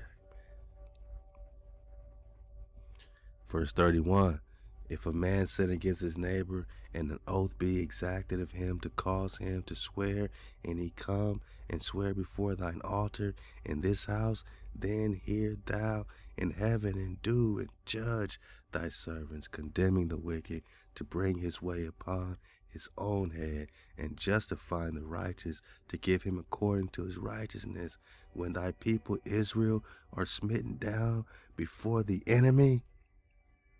When they do sin against you, HaWah, if they turn again to you and confess your name, Wah, and pray and make supplication unto you in this house, then hear thou in heaven. Forgive the sin of your people Israel. This is so important. And bring them back unto the land which thou gave unto their fathers. Solomon's praying that HaWah hears us, man. When heaven is shut up and there is no rain, when they do sin again against you, if they pray towards this place and confess thy name and turn from their sin, when thou dost afflict them, then hear thou in heaven and forgive the sin of your servants and of your people Israel, when thou teachest them the good way wherein they should walk, and send rain, healing dew upon the land which thou hast given to your people for an inheritance. So this was specific about praying towards the temple, praying towards this house that Solomon built, as directed by HaWah, that he would build it from the loins of David. Verse 37, for the dismount. If there be in the land famine, if there be pestilence, if there be blasting or mildew, locust or caterpillar, if their enemy besiege them in the land of their cities, what? Ain't we in this predicament today? Ain't this Avatar in real time? Whatsoever plague, whatsoever sickness there be, what prayer and supplication soever be made by any man of all thy people Israel, who shall know every man the plague of his own heart, and spread forth his hands towards this house, then hear thou in heaven thy dwelling place, and forgive and do and render unto every man according to all his ways, whose heart thou knows. For you, HaWah, even you only, know the hearts of all the children of men, that they may fear you all the days that they live in the land which you gave unto our fathers. Moreover, concerning the stranger that is not of thy people Israel, when he shall come out of a far country for your name's sake, okay, For they shall hear of thy great name and of thy mighty hand. So we're talking about the Gentile. And of thine outstretched arm, when he shall come and pray towards this house. There's something about praying towards this house, right? Hear thou in heaven thy dwelling place, and do according to all that the stranger calls to you, for that all the peoples of the earth may know your name, to fear you, and doth thy people Israel, and that they may know that thy name is called upon this house which I have built. So he's even praying for the salvation of righteous Gentile. Or we're just talking stranger that is not of thy people Israel. And sometimes this refers to Israelites themselves that have become strangers by being out of code. If thy people go out to battle against their enemies, listen up, cons, for the dismount, ride with a con, rock with a con, fly with a con. If your people go out to battle against their enemy by whatsoever way thou shalt send them, and they pray unto HaWah towards the city, towards the city, towards the city. This is why it's important to know your orientation pies and orientation enchiladas. Flat drop 101. They got us praying towards nothing, and some are praying towards, some deception. But when we pray, right, when we go out to battle against our enemy, whichever way we go, and towards the house which I built for thy name, then hear thou in heaven in their prayer and their supplication. When the Nagas pray unto HaWah towards the city HaWah has chosen, and towards the house, then hear in heaven their prayer and maintain their cause. This is like Avatar, them asking HaWah, right, HaWah, to go to war. They call it the warrior power, the warrior god, the warrior power. HaWah is a warrior. Maintain their cause. Smoke out of his nostrils, fire out of his mouth. Verse 46, if they sin against you, for there is no man that sins not, and thou be angry with them, and deliver them to the enemy. Ain't this where we're at? We've been out of code. We still out of code. HaWah's angry with us. We've been delivered to our enemy, coming together of opposites, Conscientio, slaying the alchemical dragon, so that they carry them away captives into the land of the enemy, far off or near. Yet if they shall bethink themselves in the land,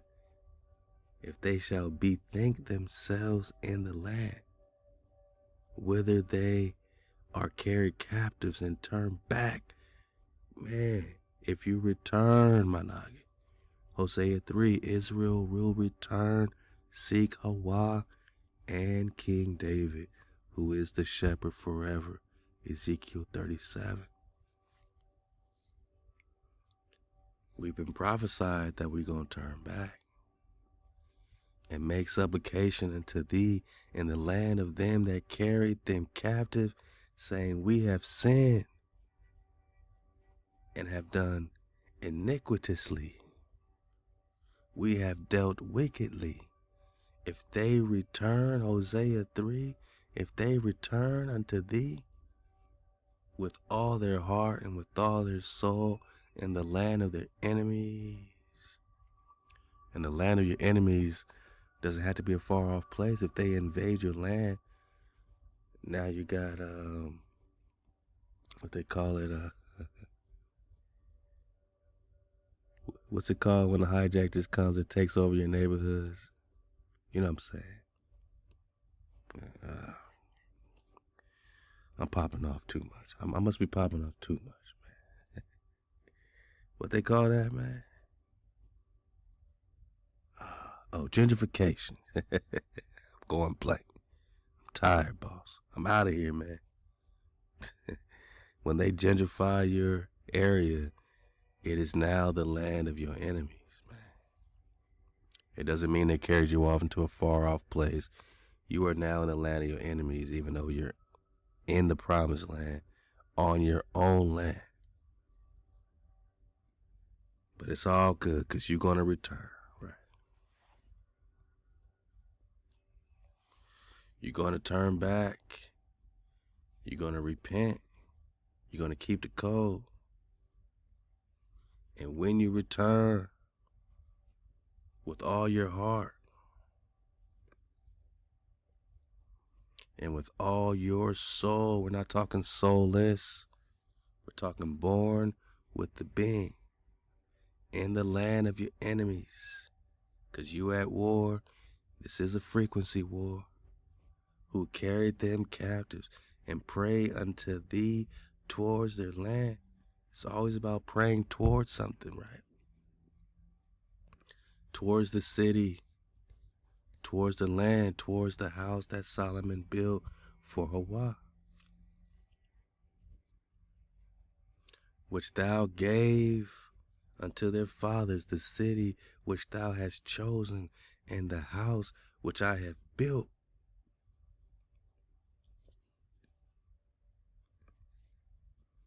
For your name, HaWah. Then hear thou their prayer, because you return. You ask for forgiveness, supplication. Then hear their prayer and their supplication in heaven, thy dwelling place, and maintain their cause. Fight for these Nagas. Get them out of captivity. This is what Solomon is praying about. He's praying for us today, that we're going to return and forgive your people.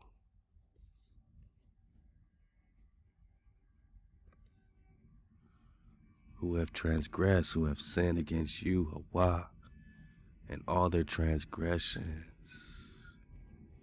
wherein they have transgressed against you, and give them compassion before those who carried them captive. We want those who carried us captive to see the compassion our Creator has on His children.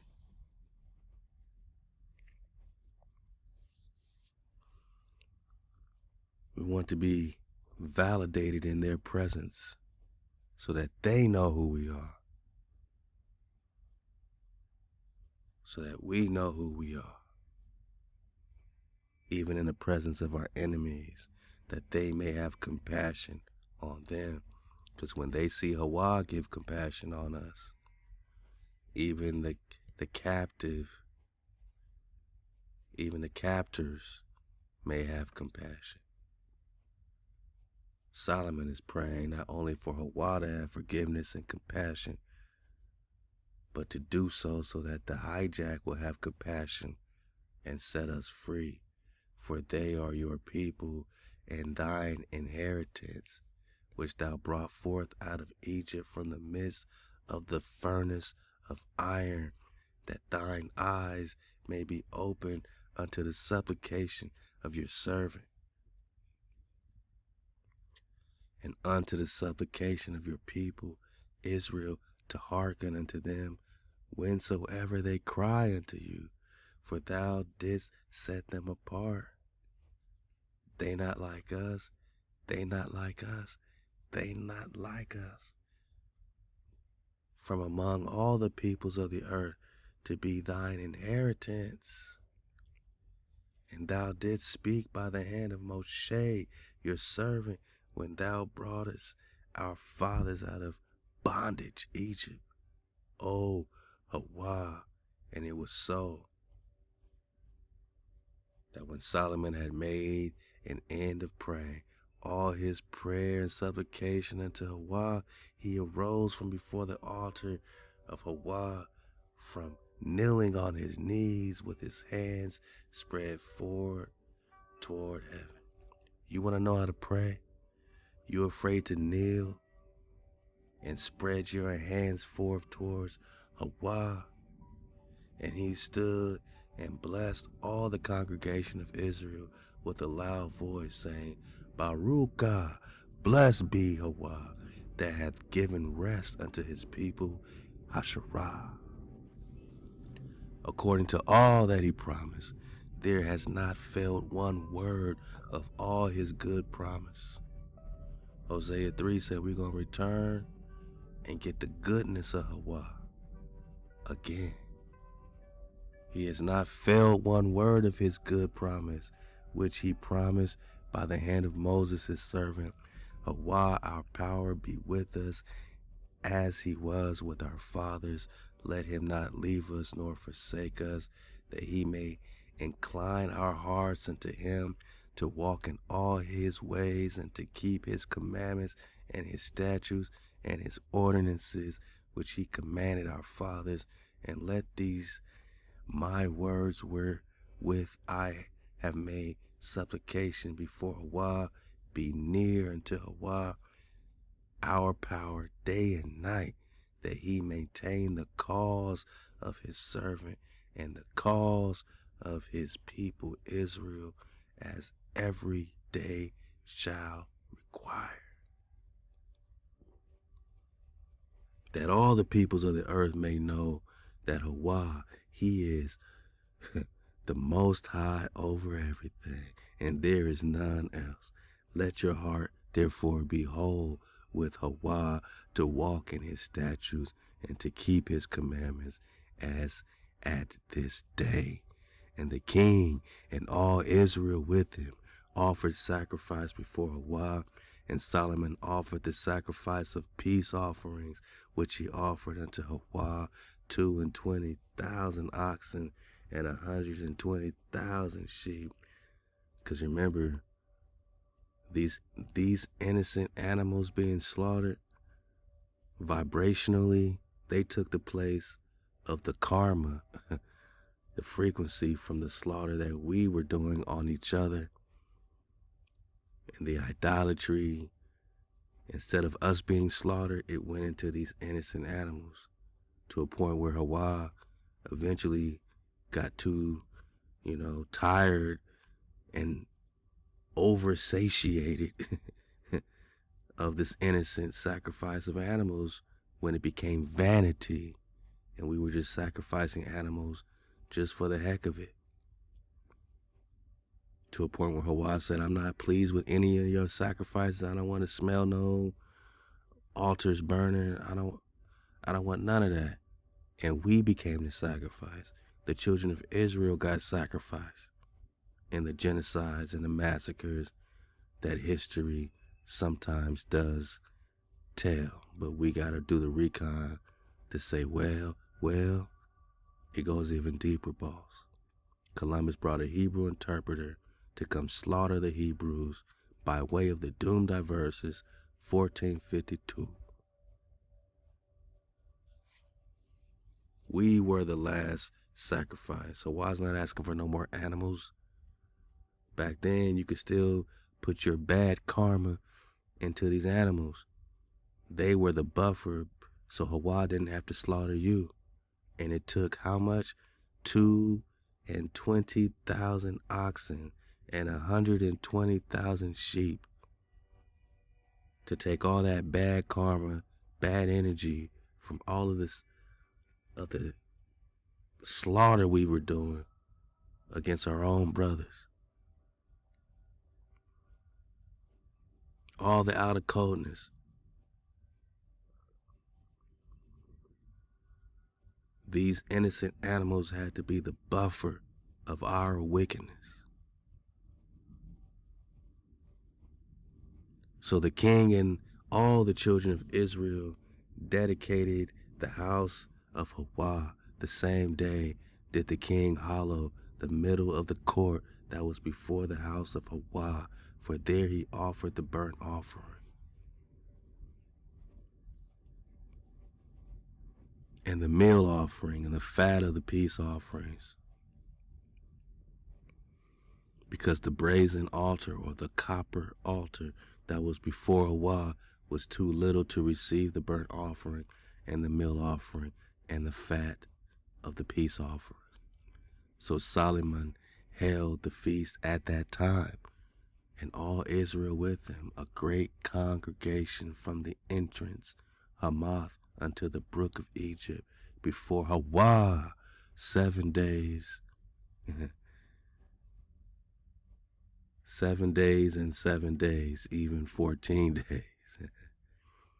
On the 8th day, he sent the people away, and they blessed the king and went unto their tents joyfully and glad of heart for all the goodness that HaWah had shown unto David, his servant, and to Israel, his people.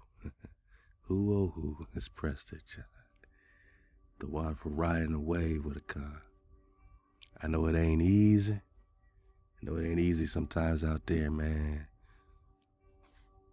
In these hijacked streets, hijacked vibrations, hijacked, enemies, frequencies, GMOs, chemicals being sprayed, cadmus and dragons being slayed. Just know that you live forever. And when you see my reaction to the Avatar movies, man, like, you realize you live forever and they don't. And the little Caucasian dude, little spider, he got granted a soul at the end. Like, he got accepted by HaWah or HaWah, and he can now be tied in to everlasting life. And his girlfriend had to tell him, now you can experience life. Now you are alive. So the whole time he was dead, the whole time he was soulless, into HaWah or HaWah merged him into a natural being as much as possible. Now he has a soul. Now he could be a native. Now he got his cables and cords growing out of his hair. Remember? Go see the movie. Now he can connect his hair, his junk, his cables.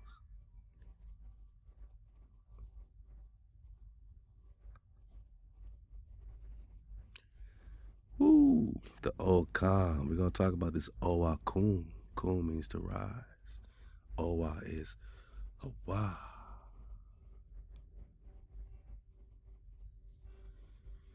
Yeah, now the soulless can be accepted.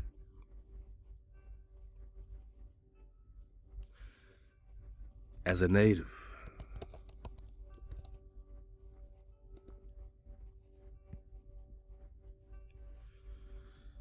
a native is an original. He is born with the being. He is natural. This frequency hitting the earth is natural. The dragon, third eye dragon, is natural. We are natural. We are born with the being. Halal HaWah. Shalawam. Tribe Nation. We did it again. Stay up, cons. Suit up, cons. And choose up, cons. Keep the fire burning keep the water flowing, and keep the code. And Exodus 20 got us in code. Watah.